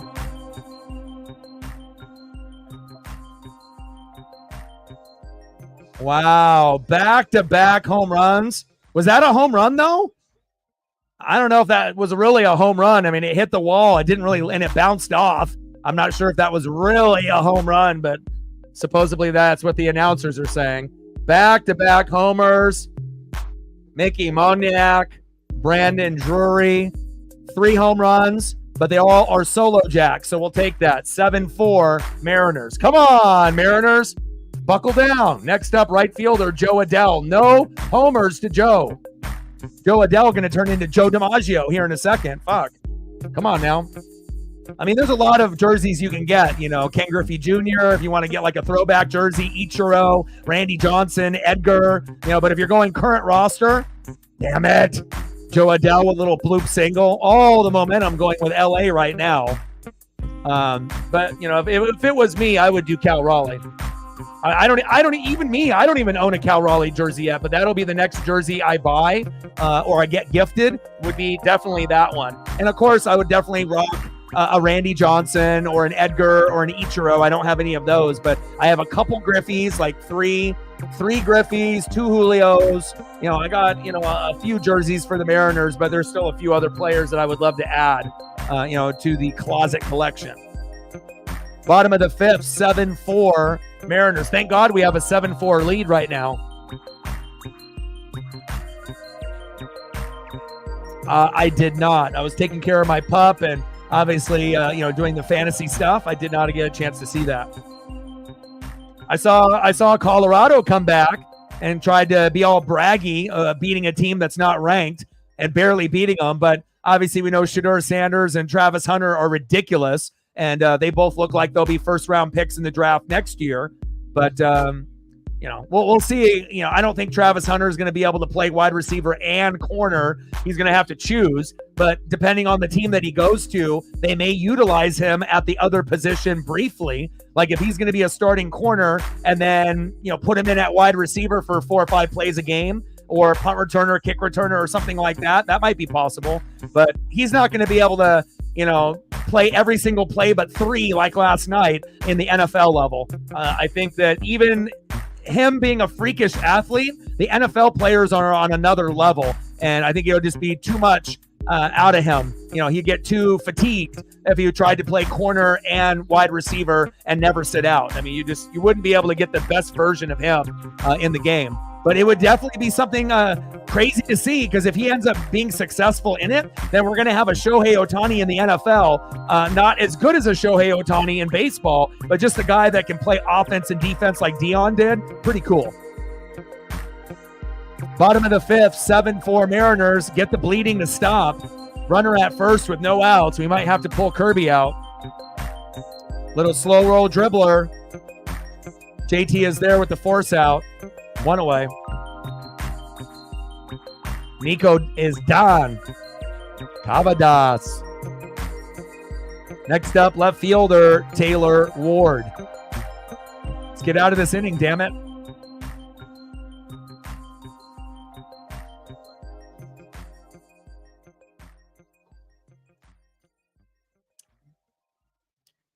Here's Ward who hit a leadoff home run off the Bottom of the 5th. Runner at second, 1 out. First pitch in there for a strike to Ward. 0-1 count.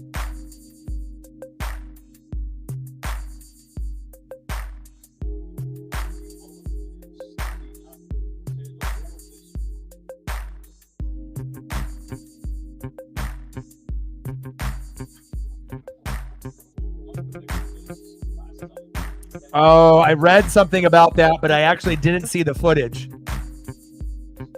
Oh, embarrassing. Embarrassing.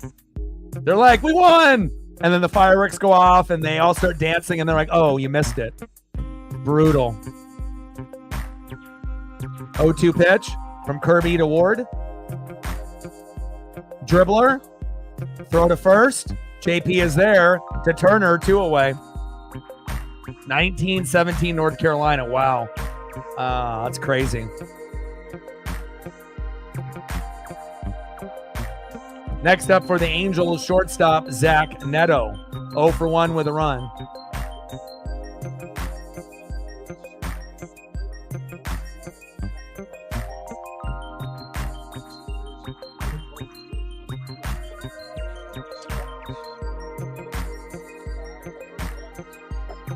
Pitch in there for a strike. 0-1 count.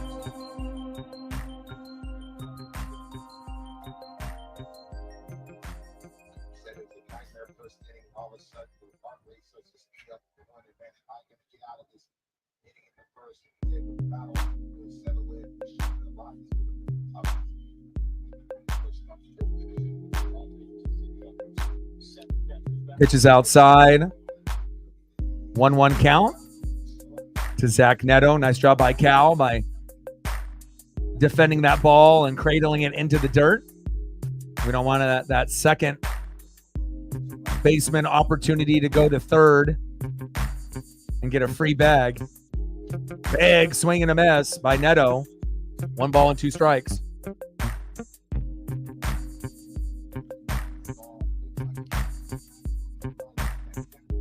I'm not sure if the Eagles have an offensive line or defense good enough to get there, though, my guy. You know, you might be a Philly fan and whatnot, but no Jason Kelce, right? You got Saquon there now, but again, no Kelce up front. The defense was not good last year, and you can start off the year great like you did last year, like 9-0, 10-0, but we all saw what happened in those last 6-7 games and what happened when my Bucks beat the crap out of you guys. So, and we weren't even the team that was good enough to make the World Series Super Bowl, championship type of run last year. Throw to first. Like, we were a pretender and we beat you guys down. So we'll see. Hopefully, they bring it this year, but I'm not sure, if they're going to be that good. But good luck to you. Obviously, we know the Niners will be good. The Lions will be good. But I'm still, kind of skeptical on the Eagles. It's one thing to be able to win the division over the Cowboys and the Giants, and the Washington football team, right? But, how far can you actually go? That's the real question. And then Dodgers, Orioles, that could be possible. That could be possible. The Phillies kind of have the Dodgers number, though, so we'll see what happens there. And, it's not, how you start, it's how you finish. So, you could be really good in the regular season like the Dodgers and Braves were the last couple years. But if you remember, those two teams didn't make it. We've had the Phillies and the Diamondbacks the last 2 years. So it seems like the National League teams typically choke late in the playoffs. And the American League teams that are good, they stay good and they usually win it all. So we'll see if this year is different. But typically the National League teams that end up winning 100 to 115 games, they aren't hot and healthy when the playoffs start, and they have end up, shitting the bed and losing really when it mattered the most. So we will see.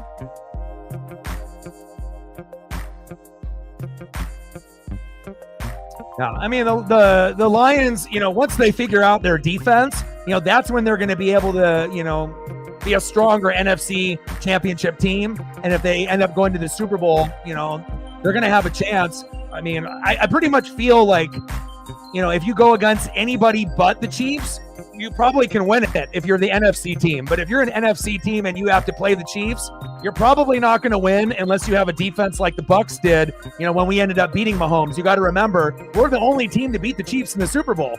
And again, if you looked at our defense and what we had, everyone talks about Brady and Gronk and AB and Bruce Arians, but if we didn't end up having Tristan Wirfs, if we didn't draft Antoine Winfield Jr., we didn't have guys like Devin White and Levante David and JPP and Ndamukong Suh and all those guys up front, you got to have an amazing defense. And if you don't, you're not going to be able to beat a team like Mahomes and Kelce late. They're going to have that magic at the end. So, again, now if like the Niners and Ravens being the two best teams in the regular season, if they would have squared off, maybe the Niners would have finally won their Super Bowl because they would have been able to beat the Ravens. But then the Ravens ended up choking and the Chiefs got there, and the rest is history. So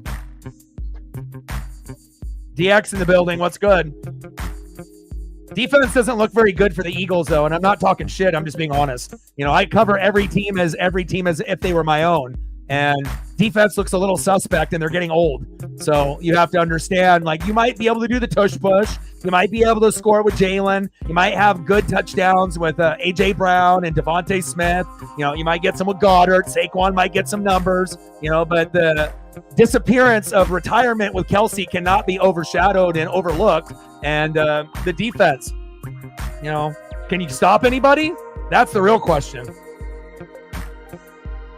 And remember, offense wins games, defense wins championships. And if you don't got a strong defense, you're not going to win it all.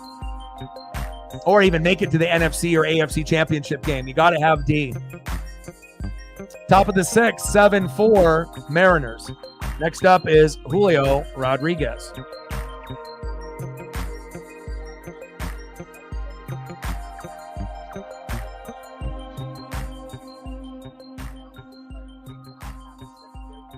1 for 2 with 2 runs, 2 RBIs, and a base on ball. Nice to see Julio get that trident out. And hopefully we get to have more of this late in the season. 7-4 Mariners. Thank God we ended up getting 7. Otherwise, if the game was at 3-4 or 4-4 right now, we might lose.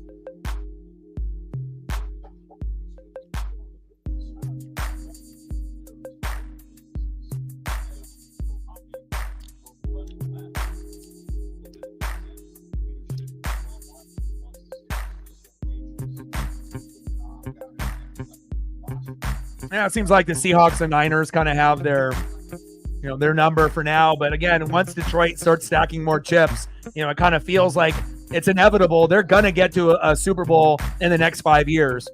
And if the Texans are, lucky enough to keep building on their defensive side, they might be able to make a AFC championship game or a Super Bowl in the next 5 years with CJ as well.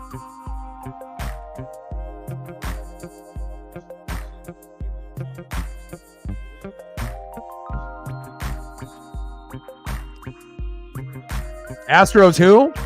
Goodbye. Pitch is outside. 3 balls and no strikes. Oh, man, you missed a lot. I mean, the score is 7-4. Julio's had a good game. Garver, Robles. But Julio's actually been rocking and rolling, and there's been quite a few home runs in this game. 3-1 count to Julio Rodriguez.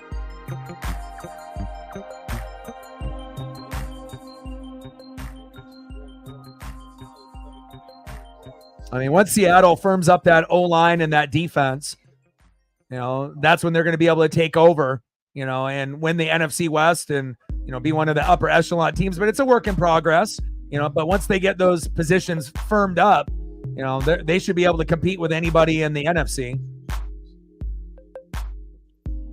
I mean, if it's going to be the first thing that you say when you come in here, this is someone that's not going to like, share, donate, or do anything positive on the channel besides talk shit. So, you can get the Hollywood Hogan boot for that.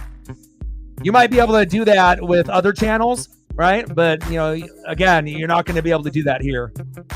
Nice try.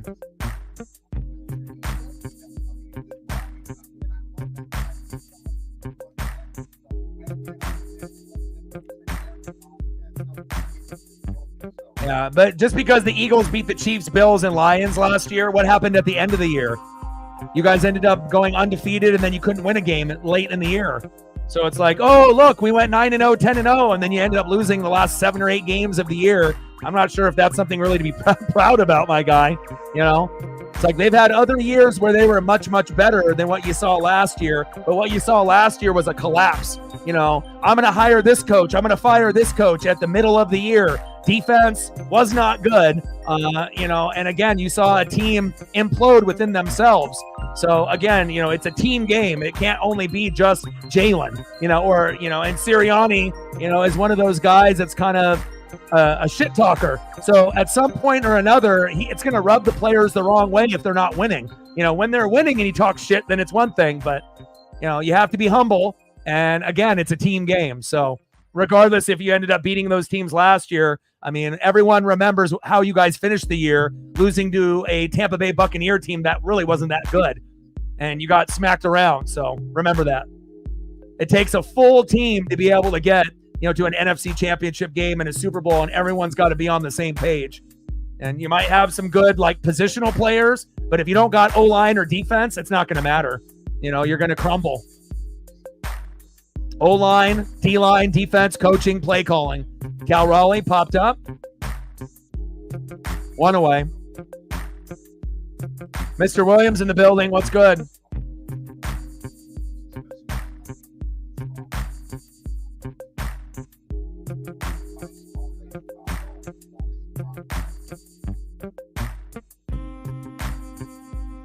Next up for the Mariners, 1 for 3 with a run, left fielder Randy Arozarena.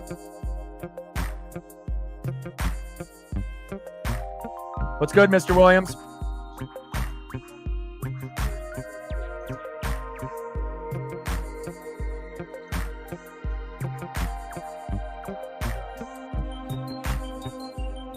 Pitches inside to Randy, 1-0 count. Top of the sixth, 7-4 Mariners. Runners at first and second here on Apple TV Plus. Hunter Strickland warming up in the pen. Pitches inside. 1 ball and 1 strike to Randy.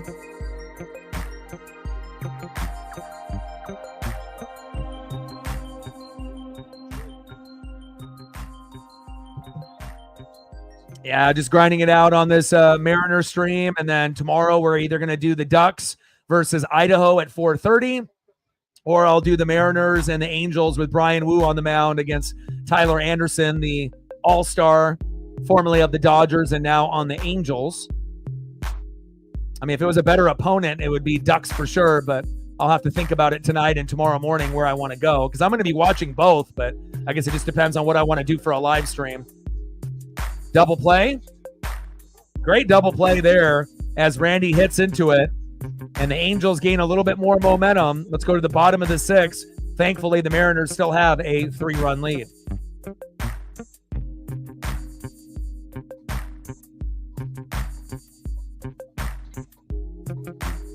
Oh, okay. Everything been pretty good with you overall? I've been, I got like all the different, streaming platforms, right? So it's like, Hulu, and then the Netflix and the Disney Plus and the Prime. And after you've explored a lot of those options, obviously I got Apple TV Plus, and I never really watched their content before, but I went in there and started looking at their sci-fi selection for shows, and I've actually watched a couple already. Pretty fucking good, man. They actually have one of the best sci-fi selections. I watched Silo and Severance already, and I just finished those. Pretty fucking good, man. And again, it just kind of depends on what genre of shows that you like. And then I know Prime just put out the Lord of the Rings, TV show. And again, I think they only did the first 3 episodes, and the first season came out in 2022. So I was probably going to rewatch that as well, and then watch the first couple episodes. But anything that's new that comes out on any platform, I'm going to be interested, as well as the fall lineup on ABC, CBS, NBC, Fox, and some of the other stations with Discovery, History, Nat Geo, and a few others are going to be starting to come out here pretty soon as well. So we're definitely getting into a good time of sports, as well as the fall lineups that I can't wait. And the one show that I've been really, really waiting on is 911 Lone Star with Rob Lowe. I don't know if you guys watch 911 or 911 Lone Star. It's on Fox. Very good. Great cast on both shows. And it's been a minute since we've been able to have 911 Lone Star, and that one is coming up. And it's crazy because normally I don't put shows in my calendar, but I put that one, and it comes out on September 23rd at 8 o'clock on Monday. That's how much I like that show. So, but the sci-fi shows, Silo, very good. And then Severance is good too. So again, if you end up having Apple TV Plus, go and look up their sci-fi selection, and they're pretty good.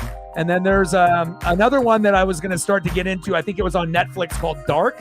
And it's kind of a German sci-fi, kind of series, but it's dubbed over in English and whatnot. And it's about a kid that ends up going missing, and there's some kind of conspiracy going on in the town with 3 or 4 families with the missing kid.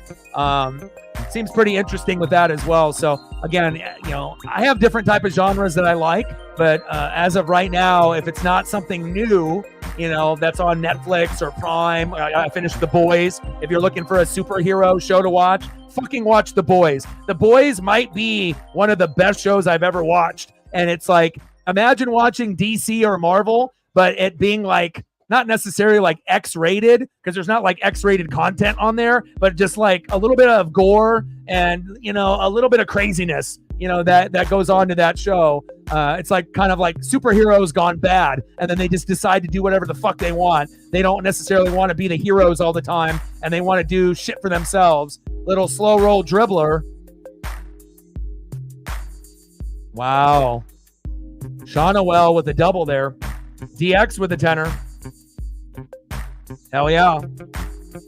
Stacks on stacks, racks on racks, little Cactus Jack, bang, bang. Let me know what you want to do for photos, and I got you.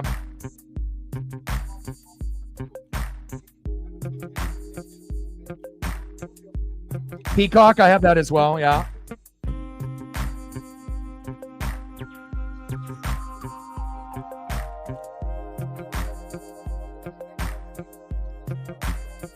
I mean, at some point, we're going to have content on every streaming platform. You know, everyone's looking for the piece of the pie and to get their money, you know. So, like, we're going to have NFL games on Netflix. You know, it's like every single platform in the next few years is going to have at least something on there.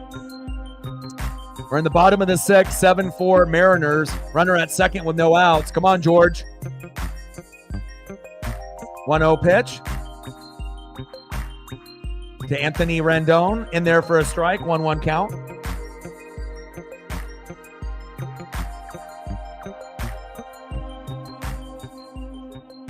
Like, sub, donate, comment, share. If you haven't smashed the like button yet, please do.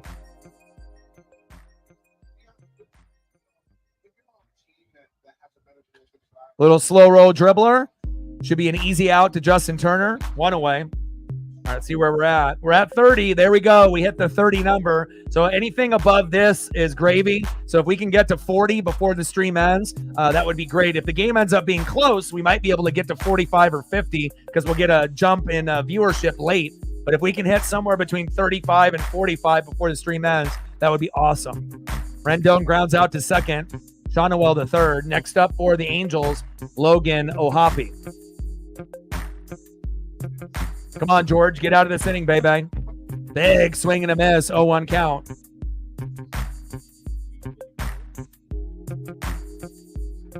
Yeah, I would love to be able to, get the dono number up and the likes up. I mean, eventually that'll be the, goal once we get more people to be a part of the channel where we can get, 50 likes will be the bare minimum, and we'll be getting like 50 to 75 to 100, down the road. And then, hopefully we can get back to, getting 100 on the donos more times than not. So, because when you get more likes, it hits the algorithm, and then you're going to get more recommendations that are people looking for baseball or people that are looking for Mariners and Angels, and you're going to come up as one of the higher selections and options. So that's why it's such an important thing to get those likes during the stream, early and throughout the stream, so that way we can get more people, which leads to more subs, potentially more potential donos, and more potential new NWSF members that could join this channel as well as views. 0-2 pitch from Kirby to Ohapi. Popped foul. Count remains 0-2. And it's been a hot one here in Oregon. 90 to 95 today. It's going to be 90 to 95 tomorrow. So I'm definitely waiting for the weather to cool down and take Paisley on a nice long walk. She's only got like a day or two left of this fucking cone that she's had on her head for a week. I've been putting medicine on her wound on her leg every day, twice a day for a week. And it's almost completely healed, but I don't want to, prematurely take the cone off and then she starts scratching at it and then it gets worse. So I have to be patient.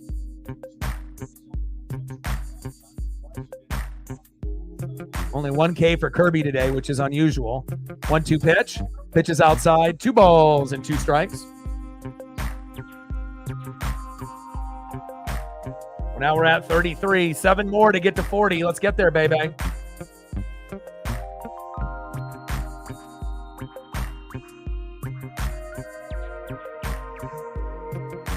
Two-two pitch. Kirby to Ohapi. Got him.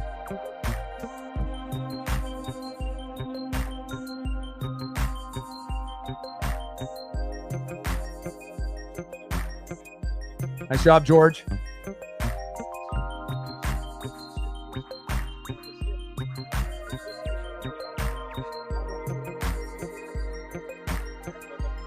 Next up for the Angels, center fielder Mickey Moniak, who looked like Mickey Mantle at his last at-bat. Can't give up any home runs here.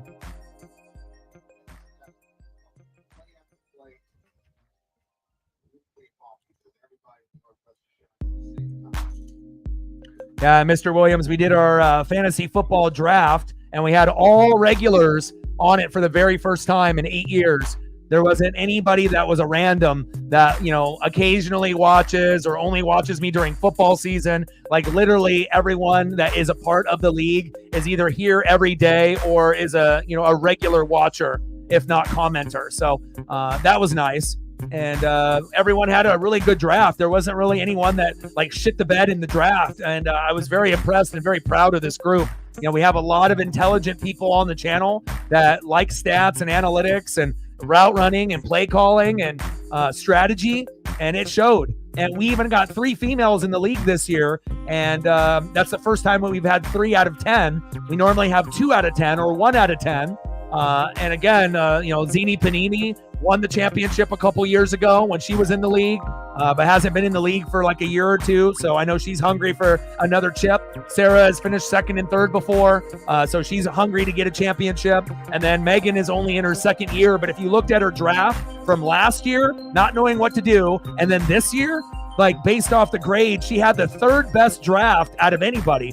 Pretty impressive for someone that doesn't really follow the league as a whole, but ended up picking, the right people at the right time. Still a few holes, maybe at the flex and the defense with Jackson Smith-Njigba and Seahawks defense. But other than that, pretty amazing draft. She ended up setting the tone with Josh Allen.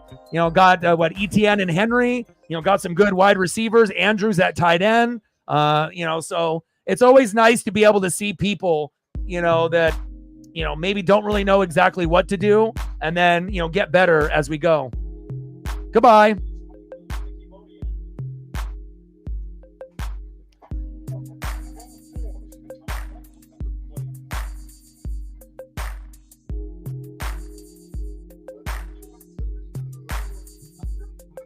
Oh, Cal, September 30th, 2022. Bang, bang. And we're in the playoffs. See, I can always tell based on what people say within the first 2 comments if they're going to be a part of this channel or not. If you're just going to be a troll, or if you're just going to, try to talk shit, that's going to be the only comment you get. And I know a lot of them are probably surprised because they are just so used to being that way and trying to be a keyboard warrior in their life, but it doesn't work like that here. Kirby exits the game. Next up is Brandon Drury. Haters are always going to hate.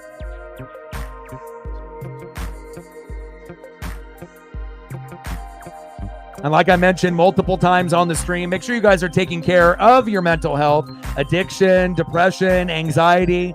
Some of the trolls that come into the room, they might be dealing with some of these problems and they don't know how to express themselves properly. But if you can hold yourself accountable, right? Know your triggers, right? And understand, what works for you. Make a little effort in your life. Try to help people out, right?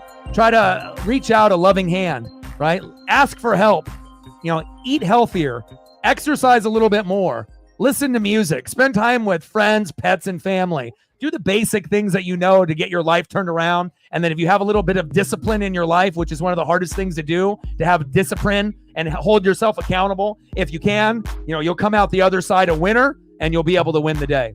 And I'm a great example of that, man. I've had the, depression. I've had the anxiety. I remember getting fired from a job, prior to me starting, this full time years ago, and, just being in a rut for like almost a month where I barely left my bed, and normally I shower once or twice a day. But when I was in that depression mode, I was showering every couple days, which was kind of disgusting for me. But I know some people take a shower like once a week. So, that's just what they do. But I could never do that. But, it was like, go to the bathroom, go back to bed. All the drapes were closed. I felt sorry for myself. It was pretty tough. So,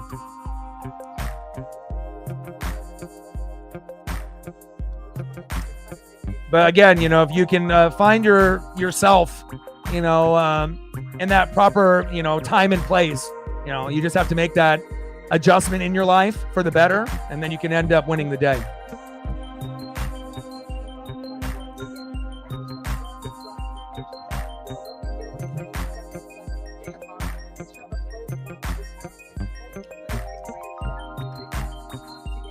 All right, bottom of the 6, 7-4 Mariners. Next up is Brandon Drury.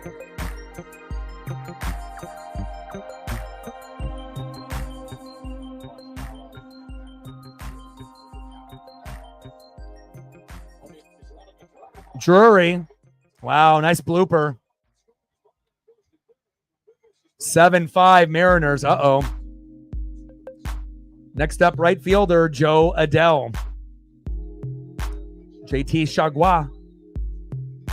Come on, Mariners. We got to hang on.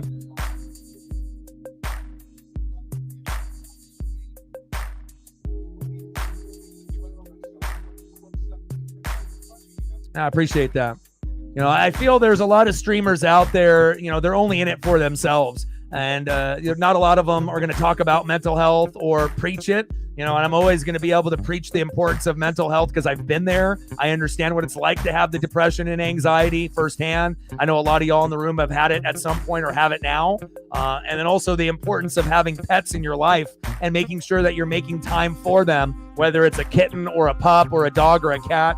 You know, those are things that if you're not hanging out with a lot of people face to face, you know, making the time, you know, with a pet can definitely change your mental health for the better, for sure.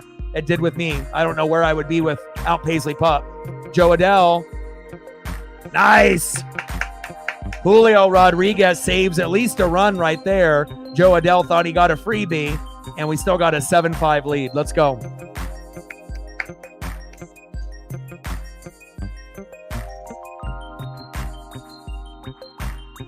End of the sixth, 7-5 Mariners.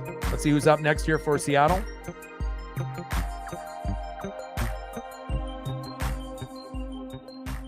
And anything that you want, DX? You want some like Burrow or Jamar Chase, or do you want some F1? What do you want to do for your photos? Let me know.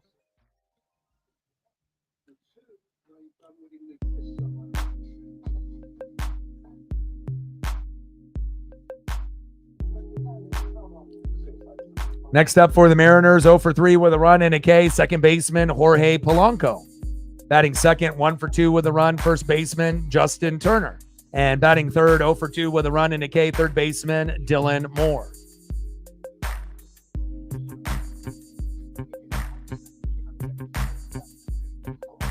I got to get a drink here real quick. Give me one sec.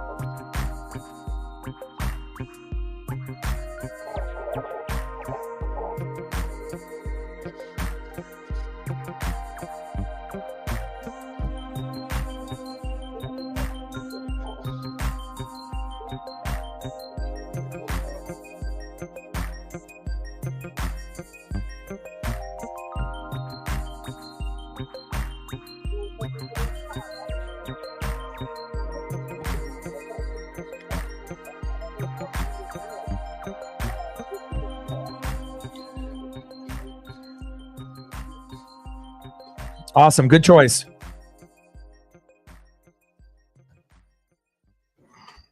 for our Siri weekly trivia question. The Mariners, with their season, remember, in 1995, they go all the way to the American Championship Series for losing. Question is, Siri winners the MVP in 1995 ALCS. Was Cleveland winning those years too? Probably the big.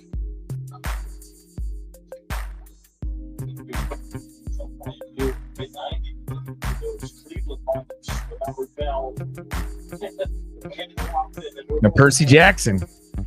Top of the 7-7-5 Mariners. Let's go, Seattle. Pitches outside. 3-0 count to Polo.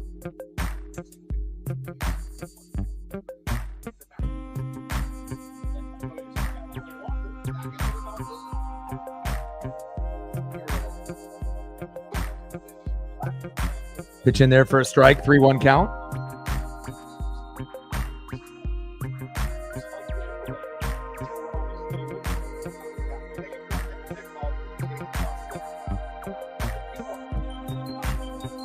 It's another thing, you know, I feel that it's a lost art, especially with this younger generation. People don't read anymore, you know, and it shows. You know, a lot of the younger generation waste a lot of time on TikTok, you know, watching prank videos that are fake and staged, but they think they're real, or watching people dance around for hours and hours on end, which ultimately leads to nothing. It doesn't make you smarter. It doesn't benefit anything really in your life, you know, watching that type of content. But, you know, if you can end up reading a book or reading something that actually has meaning, you know, it could really go a long ways. not only for the younger generation, but for anybody.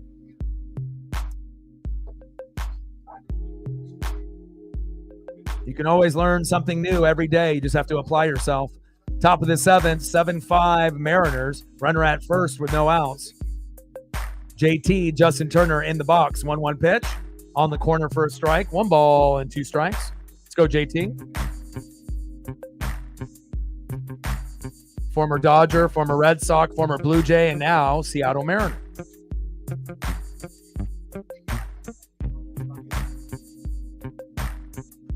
Turner crushes that one, fading foul. 1 ball and 2 strikes. Dontrelle Willis in his prime, he was nasty.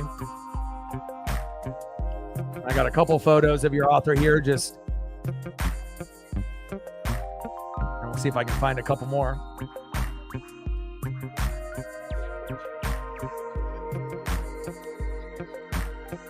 Mukbang, mukbang, mukbang.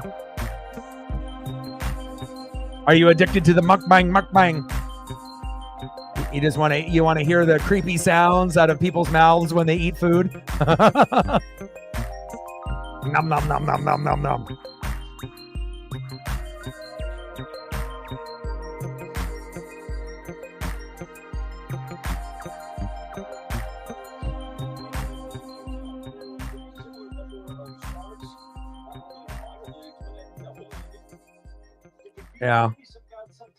Yeah, but if it, obviously getting in trouble with reading, in reality, there's so many people out there that should be reading that don't. So you just got to be careful when you're reading at work.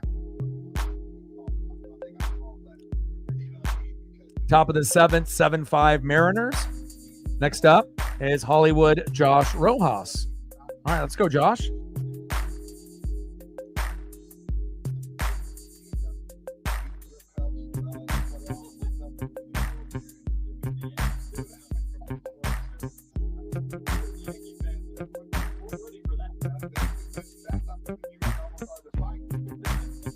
And we're having another pitching change here for the Angels.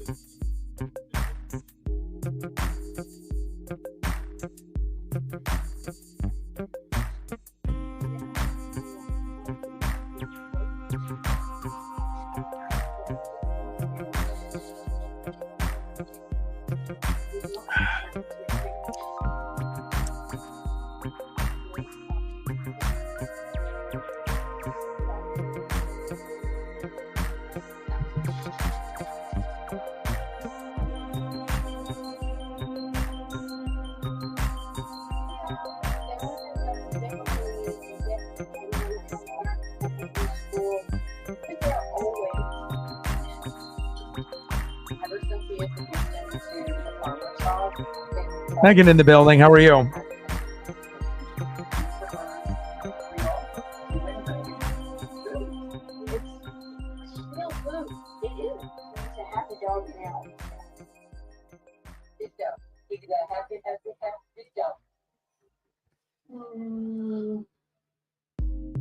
See if I can find another picture here for DX before he's got to go, of his favorite author. That's not something that you typically see on the channel, and I love that, man. Reading is one of those things that's so underrated, and a lot of times people don't even read books anymore. It's just, off a tablet, off a computer, and obviously reading is reading, but the OG way with books and whatnot is obviously kind of a lost art nowadays.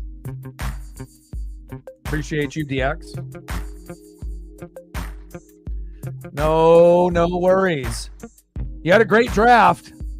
And again, if you go back and look at your draft last year compared to this year, it was a complete 720. You didn't know what you were doing. You wanted to grab all Seahawk players and positions, and then you found out that was not the way to play fantasy, and it was a rough year for you. Now you went into this year with a strategy of actually picking players not on the Hawks for the most part and just getting really good, talented players. And believe it or not, you actually had the 3rd best draft based off the computer. So even though that Jackson Smith-Njigba maybe could have been a better player at flex, and maybe you could have picked a Seattle defense later because no one was going to pick them besides you. But other than that, everything else was very, very good. And again, it's not like those picks are terrible. It's just that you could have maybe picked Seattle later and still got the pick, or maybe got another player better than Jackson Smith-Njigba in the flex. But if you look at your quarterbacks, your running backs, your wide receivers with Josh Allen and ETN and Derrick Henry, and then, going down into Mark Andrews and everything else that you had, I'm proud of you. And again, to go from where you were last year, first time not knowing anything, and then now going into it this year, based on your draft, you look like someone that's been doing fantasy for 5 to 10 years rather than this being your second year of doing it. So congratulations with the draft. But the thing is, in fantasy, Megan, you have to realize, like, if no one is going to draft Seattle defense, right, and you're the only one that wants them, right, that they're going to be there for you. No one is going to draft that defense except for you. So if you realize that, then you can wait later to grab them. Like, you literally could have grabbed Seahawk defense with the last pick in the draft, because there was not going to be anybody that was going to pick them. Because you got to think, people that want defenses, they're going to want to get top 10 defenses. And at this point, the Seahawks are not a top 10 D. So if you know that in the future, right, then you don't have to waste a pick early where you could have gotten maybe another player and then gotten the Seattle defense anyways. That's all I'm saying. So, because there's nobody in the league that was going to pick Seattle's defense. Now, for JSN, I understand why you wanted to grab him. But for Seattle defense, if you get a defense that's ranked 15th or 20th, right, you could definitely pick that the last pick of the draft, because I don't think anyone was going to pick Seattle defense besides you. So if you know who you're dealing with in the league, and you get a better understanding of how people are going to draft and what's valuable and maybe what is, more of a reach, then you'll learn. But overall, you had a great draft.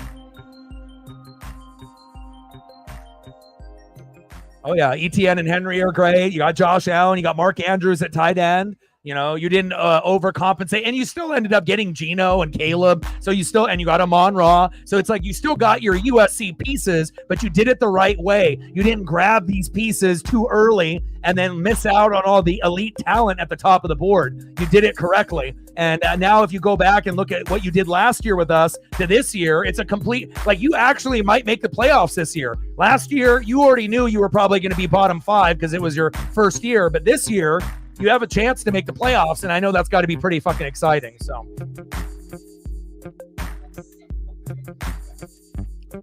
I'm always going to be a straight shooter and give it to you straight. But I'm proud of you. You had a good draft. There we go. Garver with another base knock. Nice job, Mitch. Top of the 7th with 2 outs, runner at first. Next up is right fielder Victor Robles.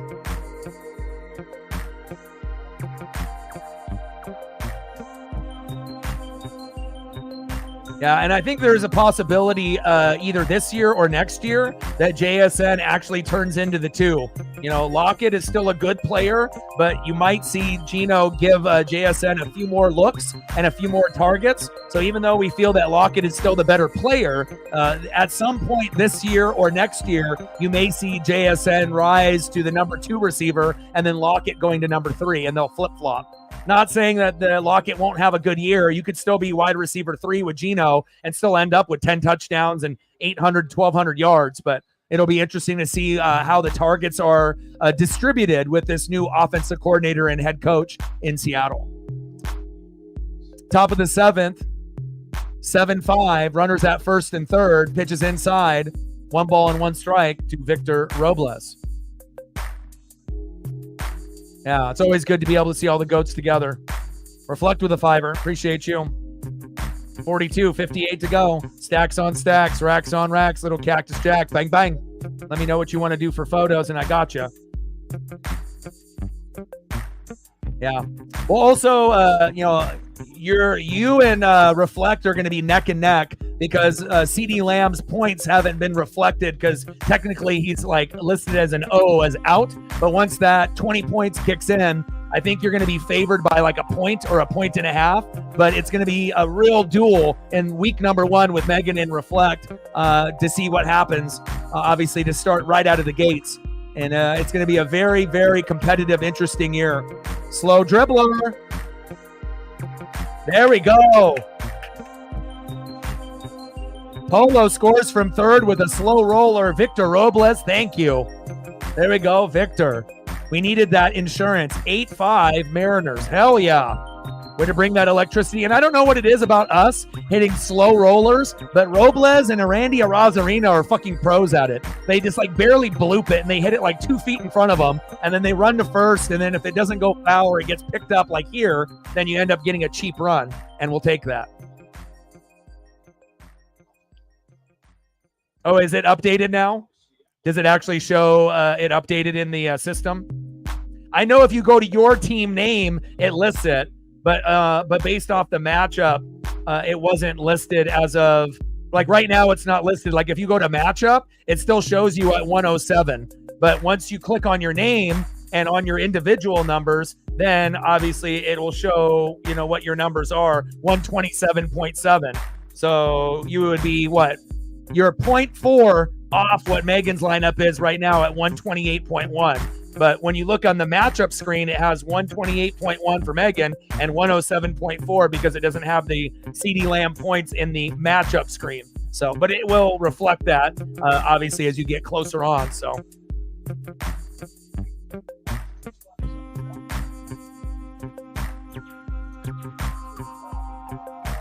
Yeah, I'm always looking at all your guys' stuff. I probably know more about everybody else's team than they even do. You know, that's how much I nerd out. Like literally, I probably spent like 6 hours today on the fantasy app, looking at my team, looking at every single team, the bench, how everybody did, starting lineups, bench, everybody's bye weeks, their strong weeks, their weak weeks where they have the most guys on a bye. You know, I don't play around in fantasy, so. Yeah, and again, being pick number 3, pick number 4 is good, you know. And again, you guys started it off with a bang, and you didn't necessarily pick Josh Allen too early. And once you ended up going Josh Allen, we already had Lamar go in the first by double E, which was kind of a head scratcher. Sarah passed on Josh Allen and Jalen Hurts and went CJ, which was kind of a surprise. And then obviously Josh Allen, great pick. And then obviously Hurts went to Reflect, and he won the championship with Hurts last year. So, and that's who I wanted. I wanted Allen and Hurts were my 2 first options. But then if I couldn't get those first 2, then I was going to be looking at probably AR or Burrow, and I had my choice of either one, but I decided to go with AR because I want to get a guy that can run for touchdowns like Allen and Hurts, and if he stays healthy, I was willing to take the risk, and I got Dak, so just in case AR does get hurt again, I got a guy that I can still stay afloat and hang with you guys if they get hurt. Reflect with a 50. It's a part of who you are and a part of what we are. We reflect on a lot of things here. Stacks on stacks, racks on racks, a little Cactus Jack, bang, bang.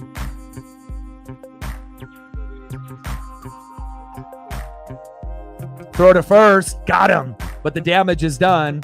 8-5 Mariners. This is what it's like to score runs, huh? I like it. Let me know what you want to do for photos, and I got you.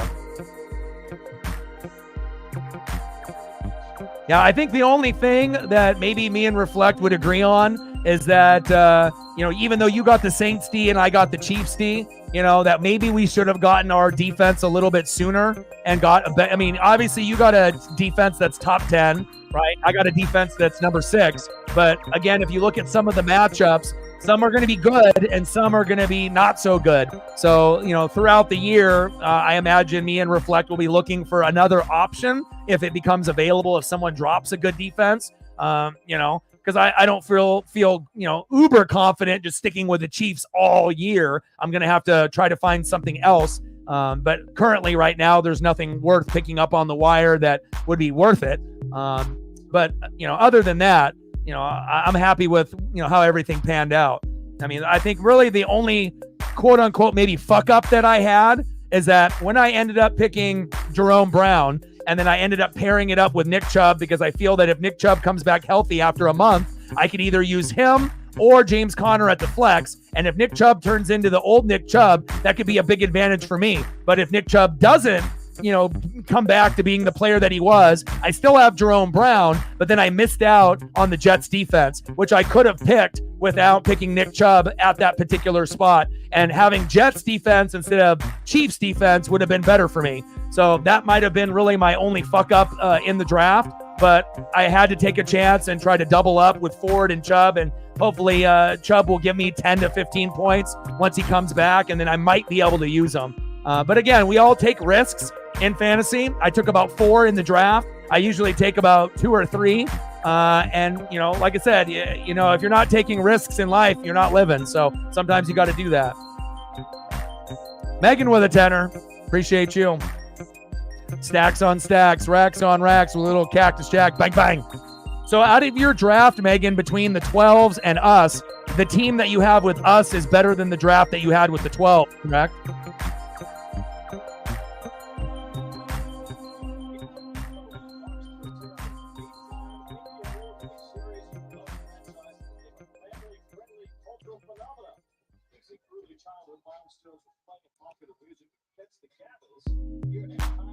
Yeah, well, Caleb isn't really a risk. I mean, Caleb could end up being a pretty good quarterback, but the thing is you got Josh Allen, and then if Josh Allen gets hurt, right, you already got Geno. So, and it is possible that Caleb puts up numbers like Geno, or maybe even better if he runs some touchdowns in, because he'll be more of a runner than Geno, but we just don't really know because he's a rookie. Everything is brand new. Offensive line might be a little shaky for the Chicago Bears. But again, you want to pick guys that are your guys, right? People that went to the Seahawks, people that went to USC, and again, we all have, our favorite teams and players that we like, and again, like sometimes, when I see a couple players, I might stay away from certain players on a certain team, like the Packers, and I might end up going for players on another team.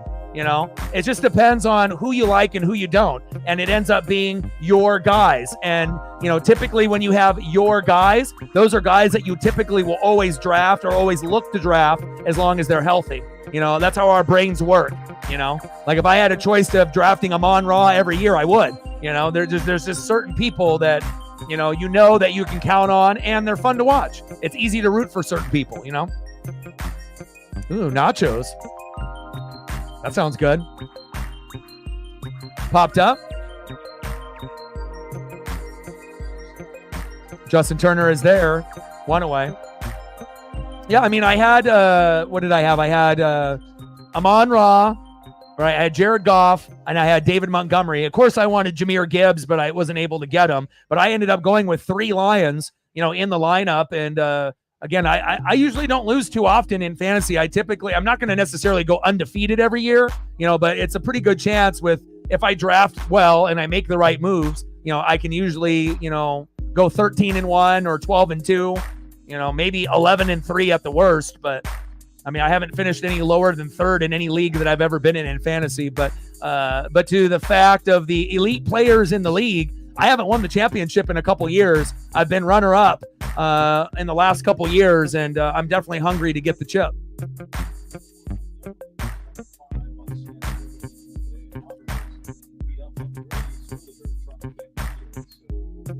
But again, you didn't reach, for a lot of the Seahawk players like you did the previous year, Megan. And now you know what it's like to actually draft a team. It might not be like your guys because you're going to always be Seahawks, but you recognize how good the other players are. And it's about constructing a superstar roster, of getting the players that are going to score the most for you, not the players that you like the most. And once you can differentiate the two, the guys that are on your team that you like the most and guys that are the best in the league, and then finding a common ground, then you have a draft like you had this year, and then you can go back and look at it and like, damn, I did good, and you did. Like I said, out of all the grades, it had you as the 3rd best draft, and it's only your 2nd year of drafting, so congratulations. And again, you were like, I don't know if I want to do fantasy anymore, and I know it was tough for you last year because you didn't really know what you were doing and grabbed all Seahawk pieces, but then you learned very quickly that was not the right way to go strategy-wise, and you definitely pulled a 360, 720, and I'm proud of what you did. Bottom of the 7th, 8-5 Mariners. 2 outs. Now at bat, Zach Neto. I mean, it's kind of hard not to smile and go back and look at that draft and like, I did that, right? I mean, if you go back and look at your draft from last year and then you look at this one, you're like, oh my God, like what happened? But you definitely did a beautiful job constructing that team.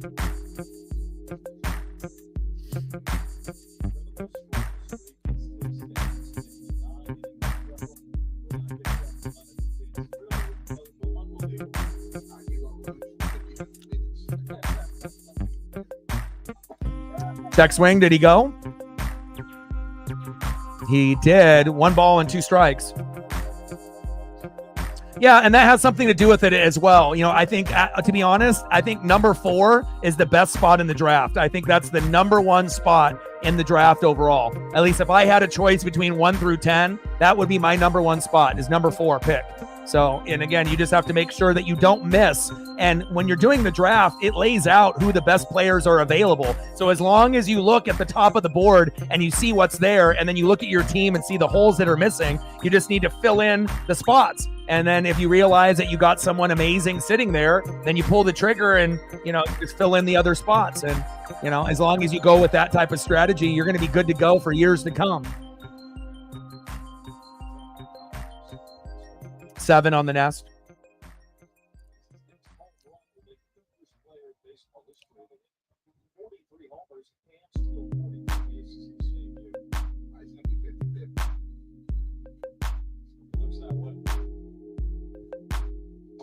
Pitches outside. 3 balls and 2 strikes from Austin Voth to Zach Neto. Yeah, there's some pieces on your bench that could be a little bit better. You know, and obviously, you know, I always keep it honest and keep it real. So with the Seahawks and the Lions D, both of those defenses are kind of like work in progress. So I know there's a lot of people in the league that wouldn't have picked either one of those defenses. So obviously, if you're a Seattle fan, you're going to keep that one. But at some point, you may want to drop that Detroit defense and find something better, because you always want to make sure you're looking at the rankings of the positions that you're getting. You know, and Detroit has a great team, but if there's one weakness about the Lions, it's their defense. That's the one thing that's not as good. Like, you know, they got a good quarterback in Goff. They got Gibbs and Montgomery at running back, great. Amon-Ra, fantastic. Laporta, tight end, great. Offensive line, fantastic. But if you look at defense, that's like the one area where they're not as good. So once you understand that and watch more Lion football and realize that, then you can, you know, eliminate the Lion defense and then get another defense that's higher ranked down the road when one becomes available. There we go. The inning is over with a little flip. Let's go to the bottom of the 7th, 8-5, Seattle. But also there's a lot of pressure when you only have like a little bit of time to be able to draft. And so you have to be really on your heels and on your toes, and you got to, you know, do some research ahead of time, but you always want to make sure you're looking at the rankings compared to the other, you know, defenses. So that way, you know, you can kind of stack appropriately based off talent. So, and again, I'm always going to keep it honest and keep it real. And again, bench could use some work, but quarterback, running backs, wide receiver, tight end, you know, kicker, you got all that lined up. Obviously, the defenses could be better, maybe a better flex instead of JSN, you know, but if you're looking at that, with all that being said, you know, it's a hell of a lot better than last year. So you got to be proud about that. All right, let's see who's up here for the Mariners here in the top of the 8th. But I was very proud of many, many individuals in the draft. Didn't really see too many people that had a bad draft, and you want to make sure you have a good draft so you can hang around with the big boys and the big girls at the end. The contenders, not the pretenders. Next up for the Mariners, 1 for 2 with 2 runs, 2 RBIs, and 2 base on balls. Nice home run today by Julio Rodriguez. Batting second, big dumper, catcher Cal Raleigh. And batting third, left fielder Randy Arozarena. 8-5 Mariners. Thank God we got to 8.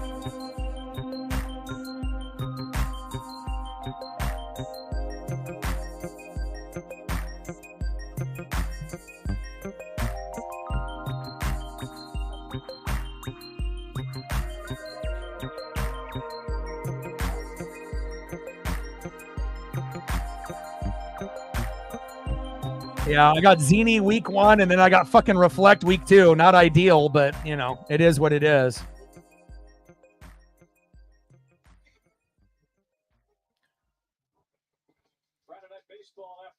And also, too, you can always tell how good a lineup is when you look at the total points compared to everyone else. So if you're number 1, you know, in the league in points, and usually I am most of the time, you know, at least once the initial draft is up. But if you notice this year, you know, Reflect is right next to me. You're right next to me. You know, there's quite a few people that are very neck and neck, you know, in the points. And, you know, if you can get as close to like 130 points a week, you know, that's what you're shooting for projected. And then obviously you might be able to get 200 plus if everyone hits. But again, you know, the higher number across the board, you know, that's what you're going to want to hit. And if you notice, if you have like 128, 129, 130 for the week, then you know that you're a little bit better, at least on paper, compared to some of the other teams that are in the league as well.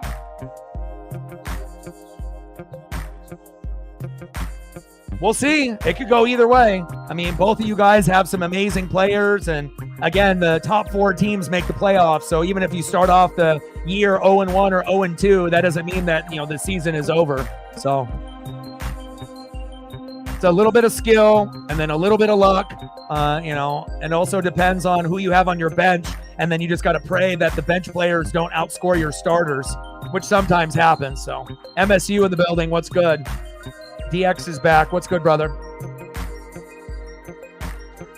Yeah, and I'm going to always make the most moves out of anybody in the league. I mean, I'll make 100 to 200 every year, and that's typically 50 to 80 more than any other player in the league. So, you know, if you're updating your team every week, that's when you know you're building yourself a championship team. You know, if you only make a couple moves a year, you might get lucky if your guys don't get hurt. But if your guys do get hurt or you have weak spots, you always want to make sure you're improving stuff, not just being satisfied with what you did in the draft.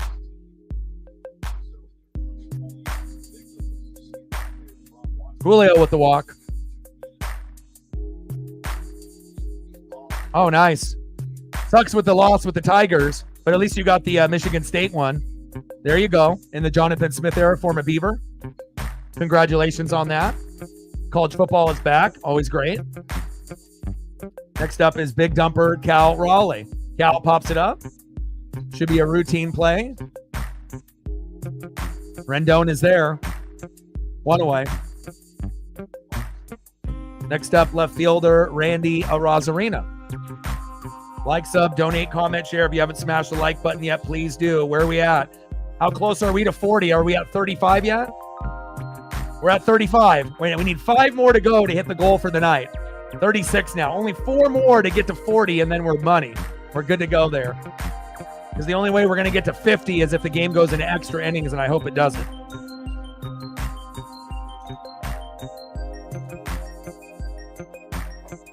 Pitches inside Arozarena. 1-0 count.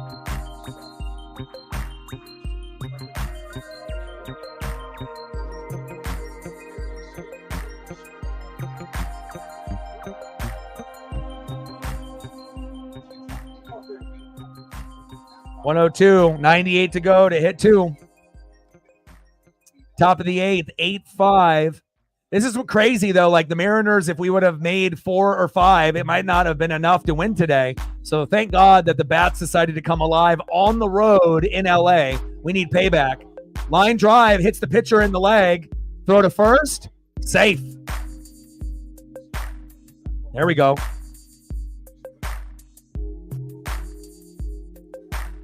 Nice job, Randy.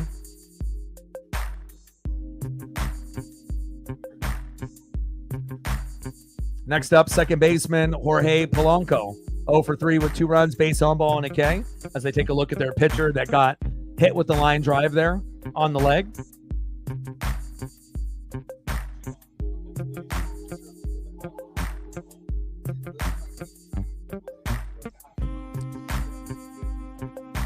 Yeah, of course, especially if you only score 16 in college football. 16 is like an NFL score.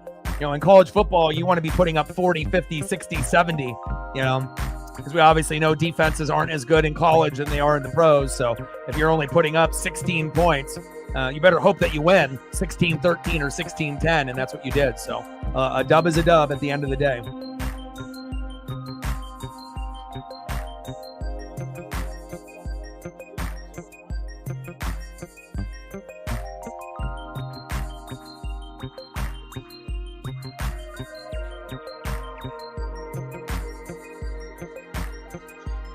Another pitcher here for the Angels as Miller goes out.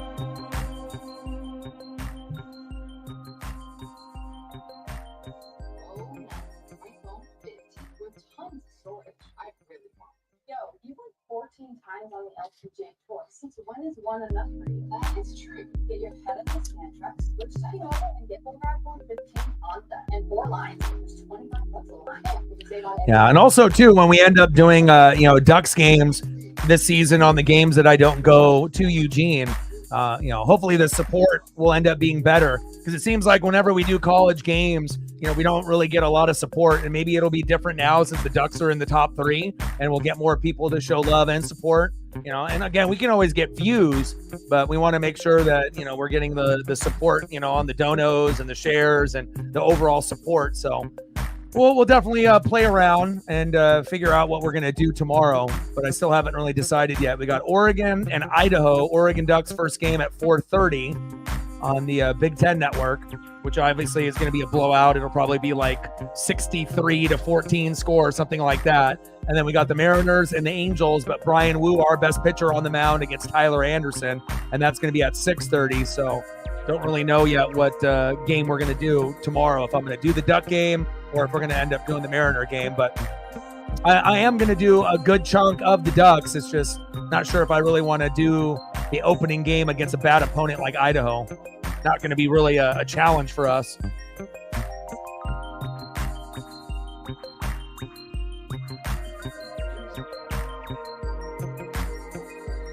Looks like we gained a few more subs here today as well, which is awesome.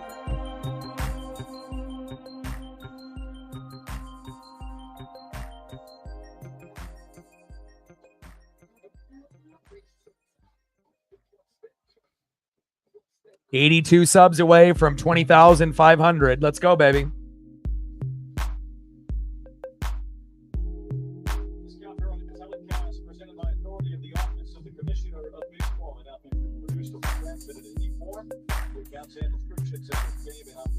Member stream on the Nest tomorrow. Yeah. I mean, I might just watch the Duck game with Paisley and then just do the Mariner game since Wu is pitching. Now, if Wu wasn't pitching and it was like Castillo, pitching, then maybe I would have do the Duck game. But I mean, gosh, it's like our number one guy, and it's like we're trying to win these games late to see if we can make the playoffs. And it kind of sucks when you have like two things that overlap each other that you want to do. So.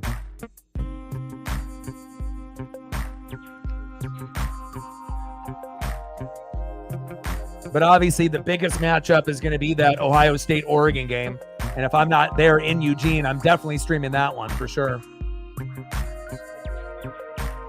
But whenever you play non-conference opponents at the beginning of the year, some of the matchups are really ugly, and it's not even really a game. It's like, the game might be competitive for like a quarter, and then all of a sudden the good team blows out the bad team, and it's not even close. Like, I would be shocked if Idaho even gets to 20. I don't think they will. And there's a good chance that Oregon will get 40, 50, 60, 70. Who knows? They might even put up 80 tomorrow. Kind of depends on how bad the defense is and if they want to run up the score or not. I mean, we're not the type to run up the score, but we'll see how it goes. How much we're up by, and then if they put in the backups. Because if we're up by like 40 or 50 points, then Gabriel will be out, the quarterback, and they'll put in the backups. So, yeah. But Colorado is like bragging that they won. It's like, bro, you're an unranked team and you beat another unranked team barely. I don't know how much bragging you should be doing with Shedeur Sanders and obviously Travis Hunter. And I think both of those guys are, good athletes, and they could both go in the first round. But again, it's like you started off the year like 3-0, 4-0, and then you lost almost every game after that and finished like 4-7. So I feel that, I don't know. We'll see. Deion Sanders and Shedeur Sanders, you know, maybe they go to Florida State, maybe they go to the Dallas Cowboys, but I just feel that Deion is not going to be on Colorado that much longer. There's going to be another school that's bigger that'll offer him a job like Florida State, and then if it's not his alma mater in Florida State, you know, maybe the Dallas Cowboys, you know, will be looking, you know, for something new to be able to add to their roster. Not sure if I would want Deion Sanders as my head coach of the Cowboys, but you know, not that I think that McCarthy is a good coach, because I don't think he is, but we will see. We may not have Dak Prescott on the Cowboys next year.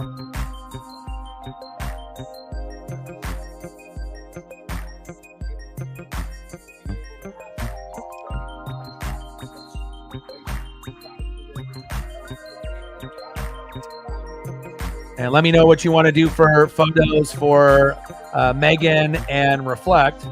If you want anything. If not, it's fine. But if you do, just let me know and I got you. Top of the 8th. Runners at first and second with 1 out. Jorge Polanco in the box. And we can get some photos when we get into commercial break here.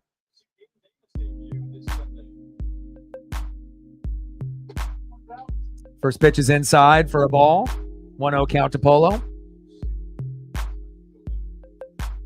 Julio at second.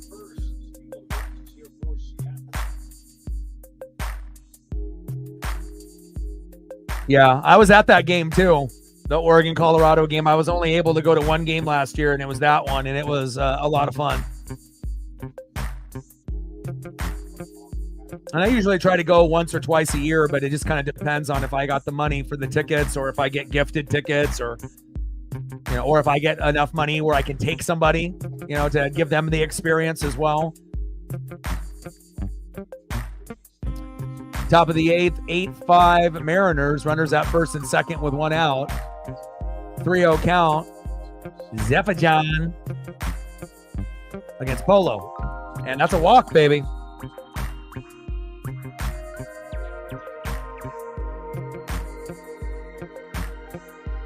Polo to first. Bases loaded with 1 out now. Next up is first baseman Justin Turner. Like, sub, donate, comment, share. If you haven't smashed the like button just yet, please do.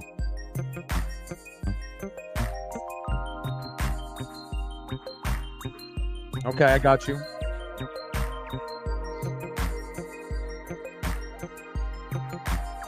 Oregon and Washington was good. Both matchups were good. You know, Huskies got the better end of Oregon twice. You know, but again, the Huskies made it all the way to the Natty against Michigan. So Michael Penix Jr. and, you know, you're looking at Polk and Roma Dunzier and McMillan, and you're looking at all and Culp. You know, they were stacked. And, you know, again, I loved watching Michael Penix Jr. last year. I thought he was amazing. And I think he'll do some nice things once he gets a chance in Atlanta. I mean, Pac-12 was arguably the best conference last year, top to bottom. We had some really good teams last year in our last year of our existence. Pitches outside, 2-0 count. Zephajan versus JT.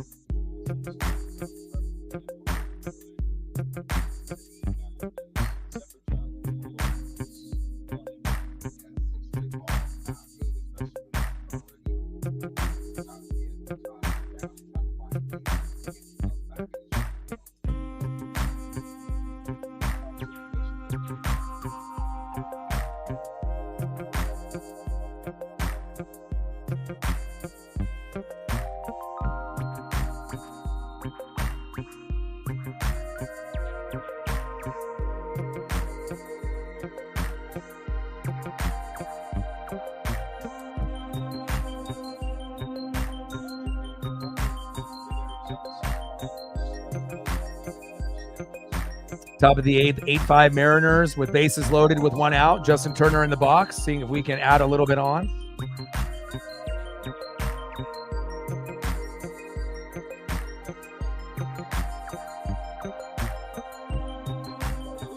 JT all the way back and caught, 2 away. And Julio tags up from third, 9-5 Mariners. Hell yeah, nice job, Julio. Good base running.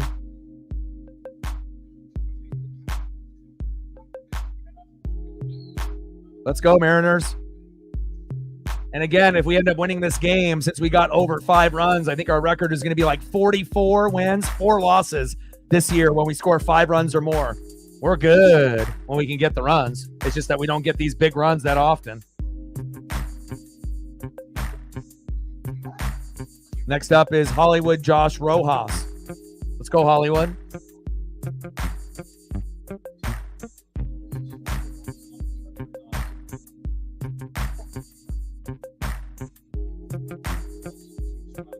And then what's George's last name?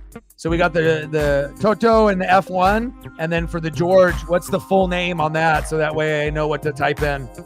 Sometimes when we end up doing just like first names or last names, you know, I'm going to have it in the file. But other times I may only, you know, have just one end of it, like just the last name or just the first name. So that'll help me out, especially if we're doing F1 stuff. Because obviously I'm not going to be that familiar with F1, F2, F3 names or teams or drivers yet. So just let me know and I got you. George Russell. No worries.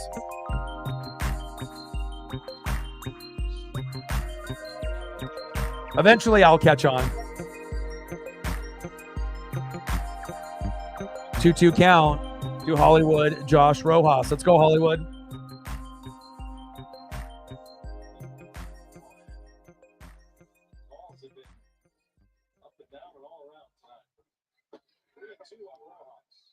Pitches outside, 3 balls and 2 strikes.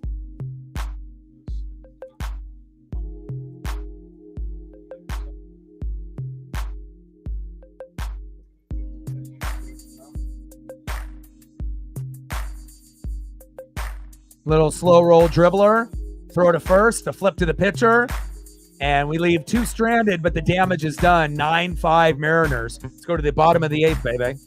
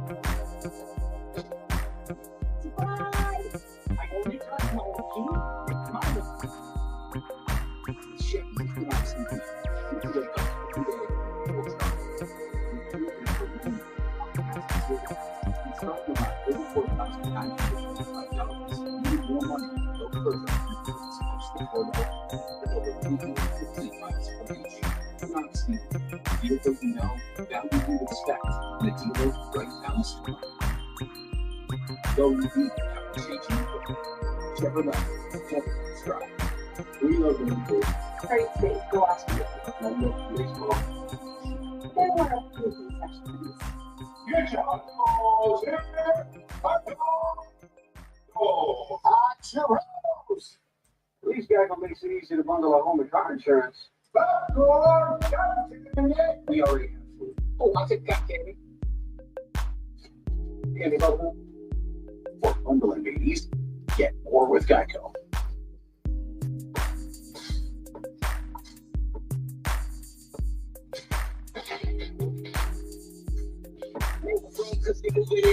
Yeah, well, my team aims with, yeah, right now the show again.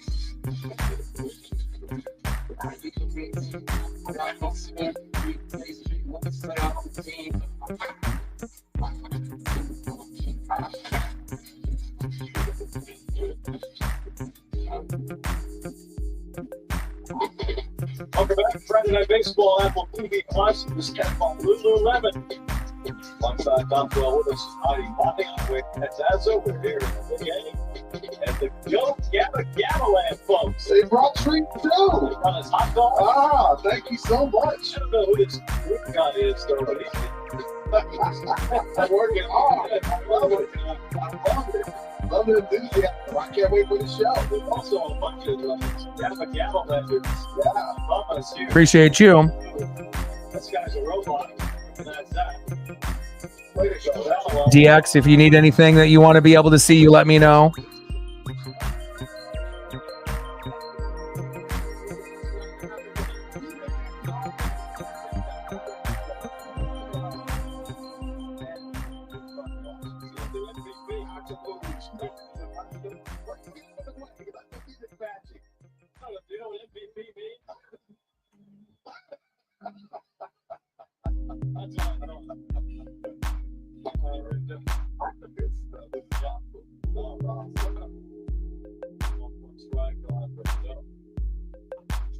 All right, bottom of the eighth, 9-5. Trent Thornton in the game. Anthony Rendon in the box.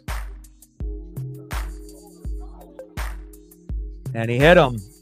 Come on, Thornton.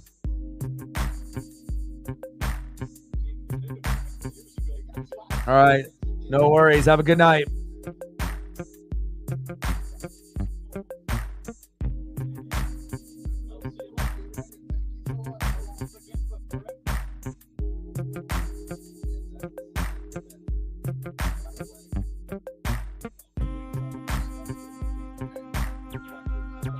Okay, we'll get some Oscar photos once we go to commercial break. Bottom of the eighth, 9-5 Mariners. Runner at first with one out. Next up is Logan Ohapi. 0-1 pitch to Ohapi. Big swing and a miss behind the count 0-2.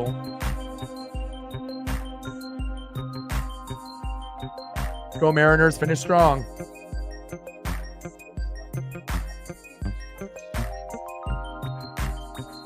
Pitches outside. 1 ball and 2 strikes from Thornton to Ohapi.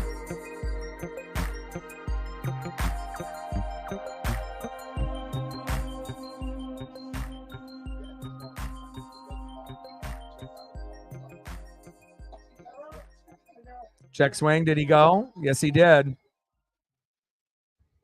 2 away. Next up for the Angels, center fielder Mickey Moniak. Like, sub, donate, comment, share. If you haven't smashed the like button yet, please do. Let's get to 40 before the stream ends. That would be great.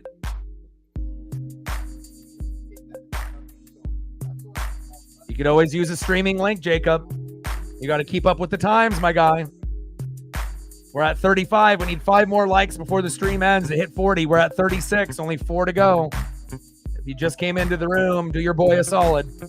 4 more, and we hit the goal for the night. We're at 36 right now. 4 more to get to 40.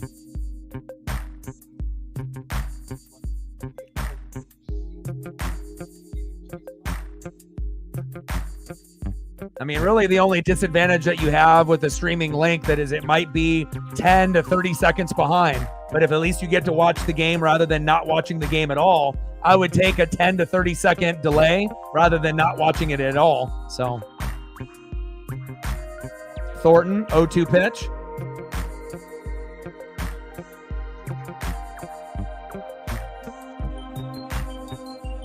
Pitches outside, 1-2 count.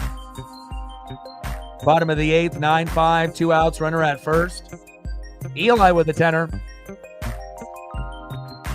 Appreciate you, Eli. Let me know what you want to do for a photos. I got you. Stacks on stacks, racks on racks, little cactus jack. Bang, bang. Appreciate you. Let's go, Mariners.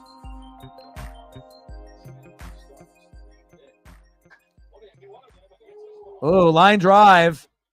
Rivas in the game, couldn't handle it. Come on, Mariners. Now runners at first and second with 2 outs. We're at 112, 88 to go to 200. Nice hit there by Mickey Moniak, looking like Mickey Mantle earlier today with some home runs. Next up, Brandon Drury, who also hit a home run back-to-back with Mickey earlier in the game.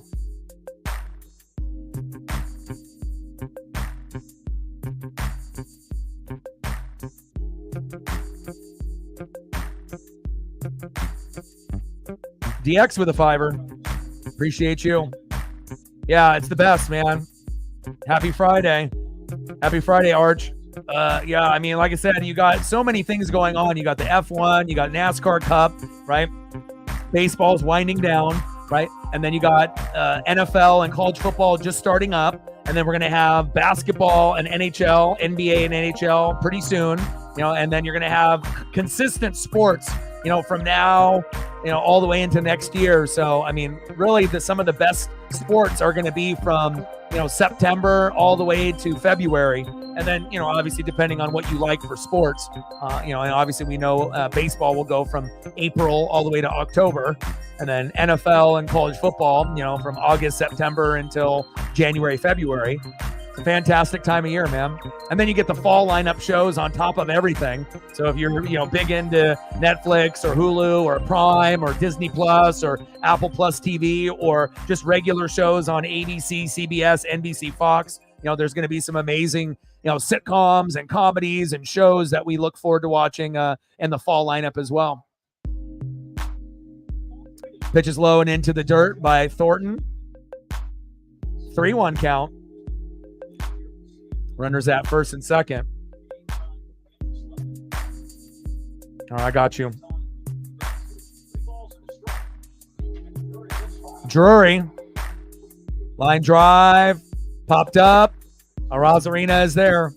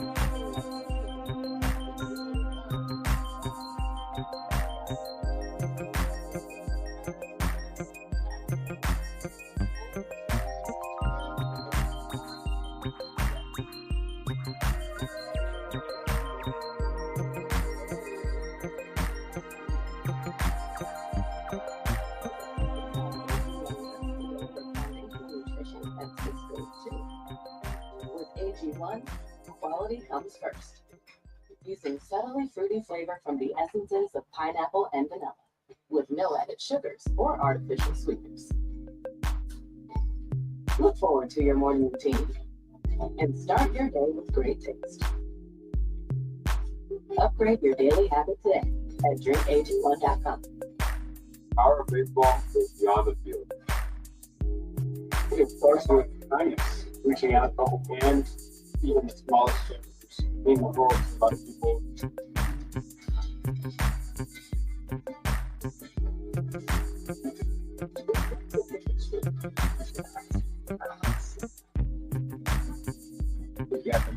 Together.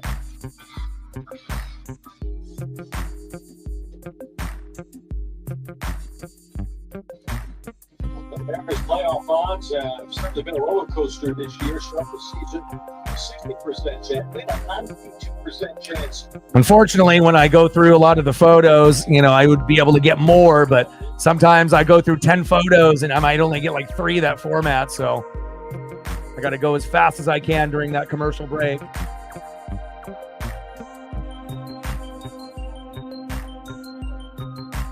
Popped up.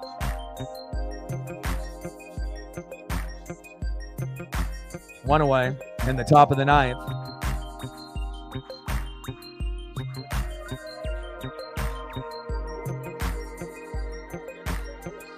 And we'll get this next for you.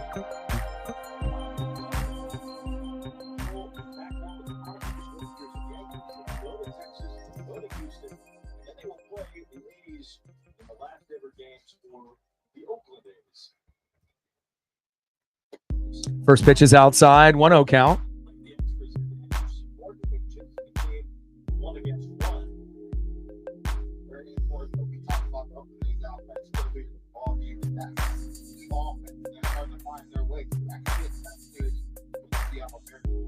Now, I've had better luck with Alex. I did 4 photos and all of them formatted, so I guess it just depends on that particular photo or that particular driver.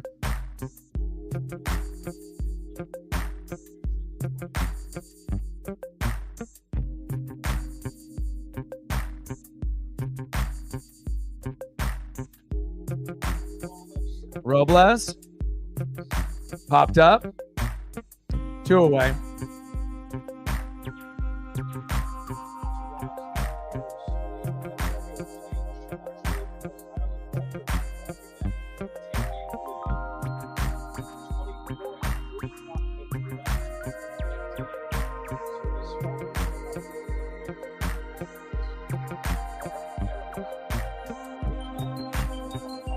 Next up is JP Crawford, 0 for 3. Hasn't really been able to find the groove just yet since he just came back in the lineup after missing about a month and a half with a broken pinky. But hopefully we'll be able to see the old JP Crawford at some point with the defense as well as with the swagger and the vibe and the aura on offense. Let's go, JP. Pitch in there for a strike. 1 ball and 1 strike to JP Crawford. We're in the top of the 9th, 9-5 Mariners. Let's go, baby.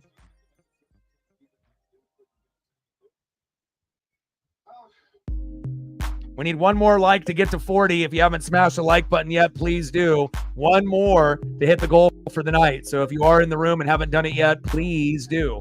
We're at 39. We need 1 more to hit 40. LA Lou breaking records. Ohtani 43 and 43, and he got a chance to do 50-50. And how cool would that be? Awesome, man. Congrats. Dodgers. I know my dad's happy. I mean, every Dodger fan's got to be happy, when you get a player like Ohtani. He would have looked really good in a Mariner uniform if our team wasn't so cheap. But obviously he looks great in Dodger blue.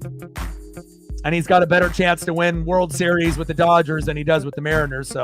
And he gets to stay in LA, and that was the biggest part of him making the decision. Just going from the Angels to the Dodgers. Easy decision for him, staying in California. Big swing and a miss. Down goes JP Crawford. Now we go to the bottom of the 9th. Last opportunity here for the Angels to get 4.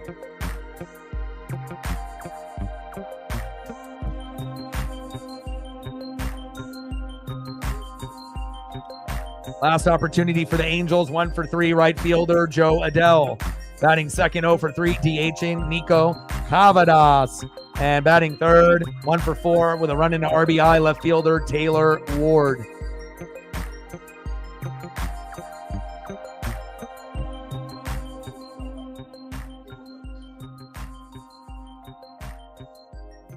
Let's see if we can get a few more here for Eli.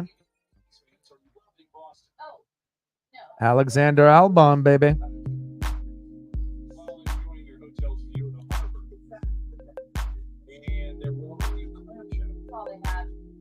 Fire photos.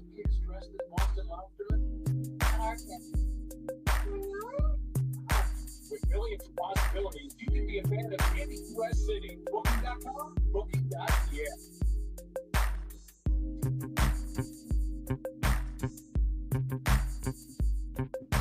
See if I can sprinkle in a couple more for DX too.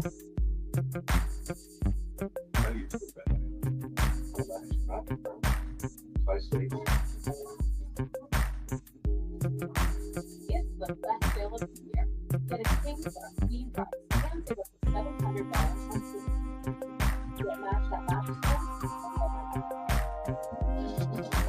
starting strong.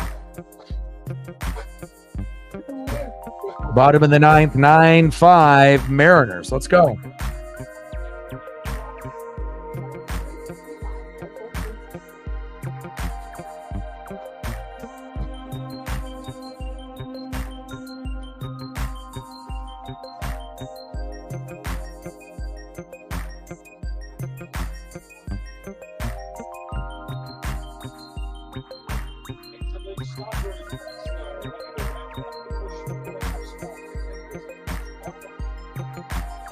Appreciate you guys. It's nice that we get a little bit more F1. I'll talk NASCAR with Britt, but again, we don't have too many people that love NASCAR as much as me and her, but we definitely are getting more and more people that are showing their love for F1 or F2, and I love it. Judah in the building. What's good? Race car, Rashee Rice won't be suspended until December. Well, that's good for you in fantasy. You got him on the bench, and now you might be able to utilize him as wide receiver 2 or flex. Let's end this game, baby. Bottom of the 9th, 9-5 Mariners. And again, the Ducks play Idaho tomorrow at 4:30, and I'm a huge Duck fan. But again, we got Brian Wu on the mound tomorrow, so I think we're going to do the Mariners stream tomorrow because if it was anybody but Brian Wu, maybe I do the Duck game because the Duck game's on at 4:30, Mariner game's on at 6:30. So I think we're going to do the Mariner game tomorrow, and then I will be doing quite a few Duck games this season. But I mean, we're going to be going against Idaho I already know the game is going to be like 70-14, and it's not going to be that entertaining. I mean, it is for Duck fans, just beating the shit out of them. But again, as far as other people watching, it's probably going to be over in the first or second quarter. So I'm pretty sure I'm going to do Brian Wu and the Mariners tomorrow. But then when we start playing some better opponents, I definitely will be doing some more, Duck streams. Cal runs into the barrier. Hopefully he's okay. Hit really hard on his hip and missed the ball in foul territory. Hopefully he's okay.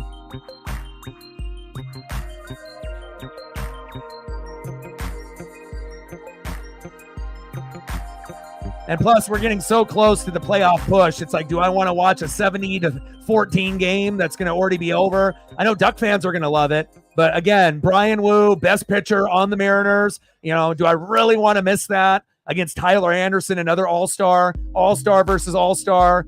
It's got my hands tied a little bit. So I think I'm just going to watch the Duck game with Paisley, and then we'll do the live stream for Brian Wu tomorrow. And then as we get more games throughout the year that will be more competitive, rather than Oregon playing fucking Idaho, then we'll end up doing some college football streams too. 2-2 pitch. Wow. Line drive right to Hollywood Rojas. Wow.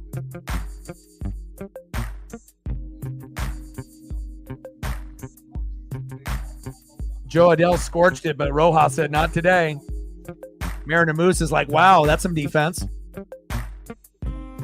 Wow.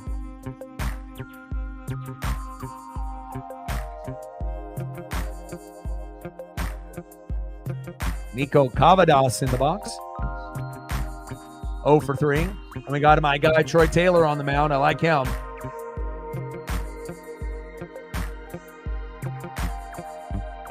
Toughest matchup for the Ducks is Ohio State. So the Ducks are going to go 10-1 or 11-0. So, I'm not sure if we're going to be able to beat a Georgia or a Texas or an Ohio State in the Natty. I mean, realistically, if we beat Ohio State and go 11-0 and play Georgia, who's 11-0, we'll probably lose, just being real. But I hope one day that we can overcome, Ohio State, Texas, Georgia, and we can end up winning a Natty either this year, next year, the following year, any fucking year that Dan Lanning is here. But obviously, as we know, it's really hard to be able to, beat up on the Big Ten, Ohio State, or a very dominant, SEC team, typically as an Alabama or a Georgia. So, but I kind of feel that if we beat Ohio State and we go undefeated, we'll probably play Georgia, who will be undefeated. And I'm not really sure how that would work out, but you never know.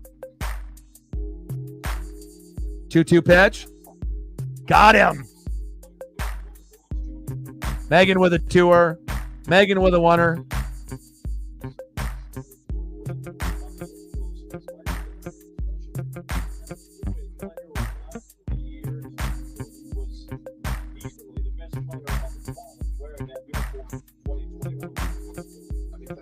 And I really like Troy Taylor. And we have a lot of guys in the bullpen that I don't like, but this is a guy that I really do like. It kind of feels like a Seawald, to a Munoz, where we have a guy that we can come in the 8th or the 9th and do some work. And for a rookie to come in and have this type of arm and swagger and aura on the mound, I mean, I don't know if I've really felt this type of aura or vibe out of a guy in a while, and again, it's the closest thing that we had for a 1-2 punch with Seawald and Munoz since Seawald and Munoz. So, and again, once we get Matt Brash back next year, then we'll have Brash, Taylor, Munoz, and hopefully one other guy that we could fill in the 7th inning that could be as good as Taylor, Brash, and Munoz. Fingers crossed. 1 ball and 2 strikes with 2 outs. 9-5 to Taylor Ward. Reflect with the 2-er.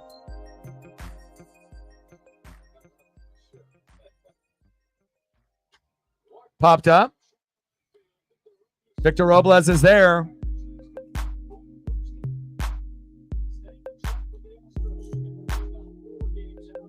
Hell yeah, baby.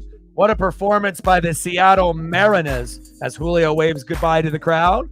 They'll be back tomorrow with Brian Wu. Let's go, baby. I like that. Nice job, Troy.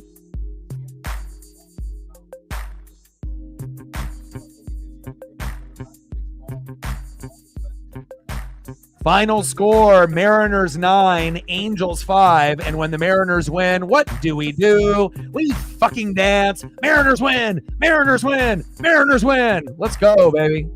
Hell yeah.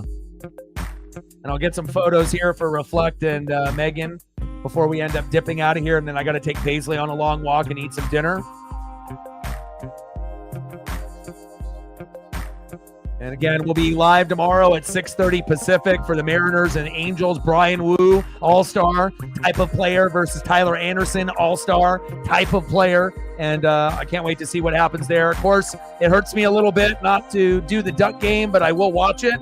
And I know that we will smack Idaho around. And then as the games get a little bit more competitive on the schedule, we definitely will be doing some Oregon Duck live streams for me and Matt and all the Duck fans as well, and college football fans. All right, anything that you want to be able to see, Reflect, Megan, before we end up going here? Nice to see you in the building, Judah. Jerry in the building, what's good?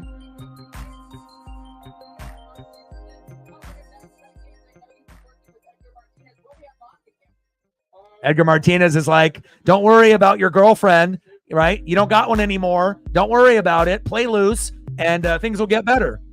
So not only do you got to be a therapist, you got to be a guy that can help strategize with a guy like Julio. God bless you, Edgar Martinez, and Dan Wilson, and Manny Acta.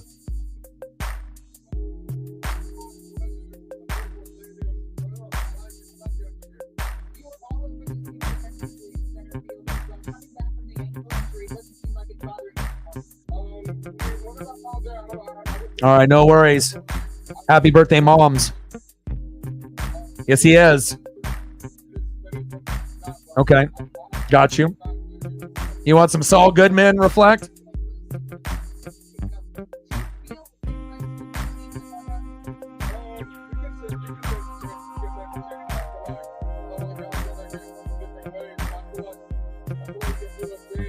There's a huge change.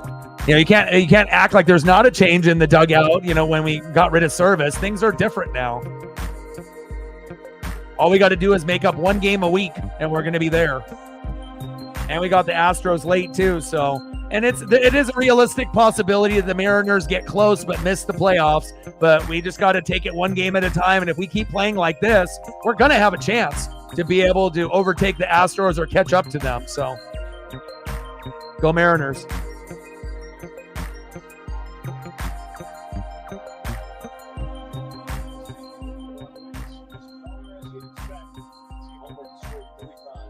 Homered and scored 3 times. That's a beautiful night for Julio, especially for an individual that has no balance in the box, doesn't really know pitch awareness for inside pitches, right?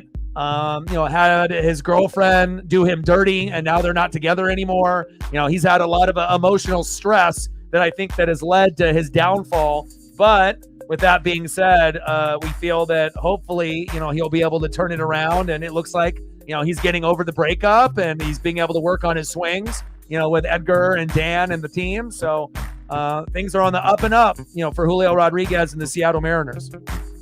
And Brian Wu on the mound tomorrow. Let's go, baby. Kidding me?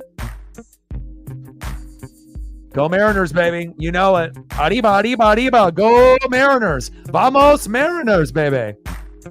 Anna loves it from Mexico.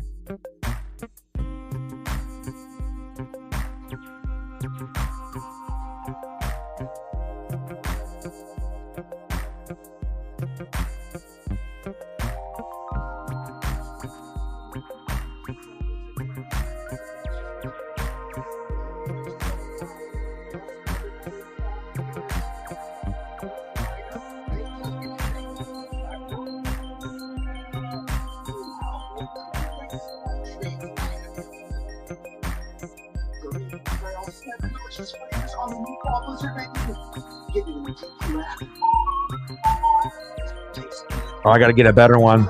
I thought that was going to format to the screen, but it's too small.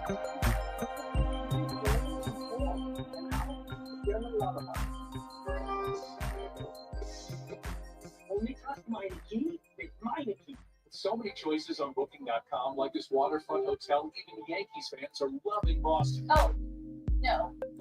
We're just keeping As a horizon. while enjoying your hotel view of the harbor. Exactly.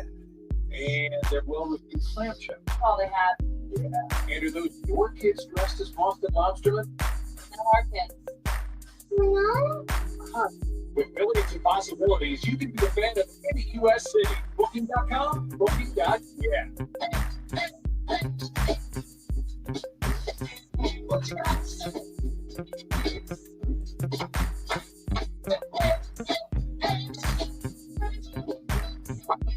We got that. We got that.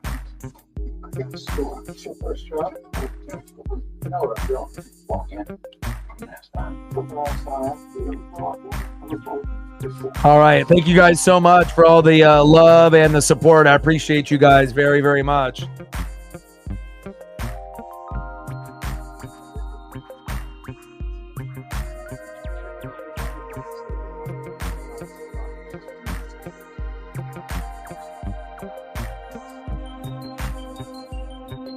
More snaps for this game and other sports. Apple Sports is here to real-time scores and stats. Basketball, sports, free at the App Store, US, Canada, and the UK. iPhone, Bombas, iOS,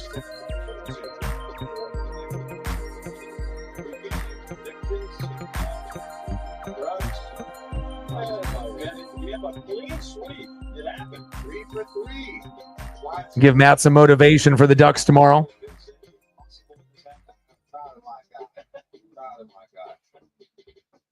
Right through it. How about 5 for Sam Aldegheri? 8 for Verona, Italy. Aspiring to move all the way from Italy since they introduced yesterday. Not even time to see a live game today. And what a heartwarming moment.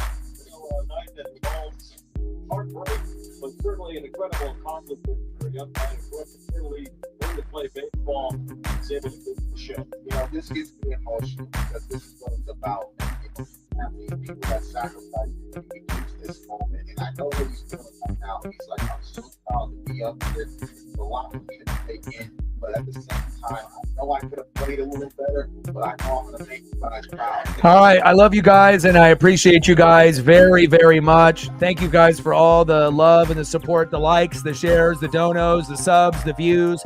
You guys are great. Final score, Seattle Mariners 9, Los Angeles Angels 5. And then we'll be live tomorrow at 6:30 Pacific for Brian Wu versus Tyler Anderson. Can't wait. And I'll be watching the Duck game at 4:30 as we spank Idaho. I got one question for you. Who you know talk sports like us? Your boy Ryan, Northwest Sports Fanatics, and I'm out. Gang.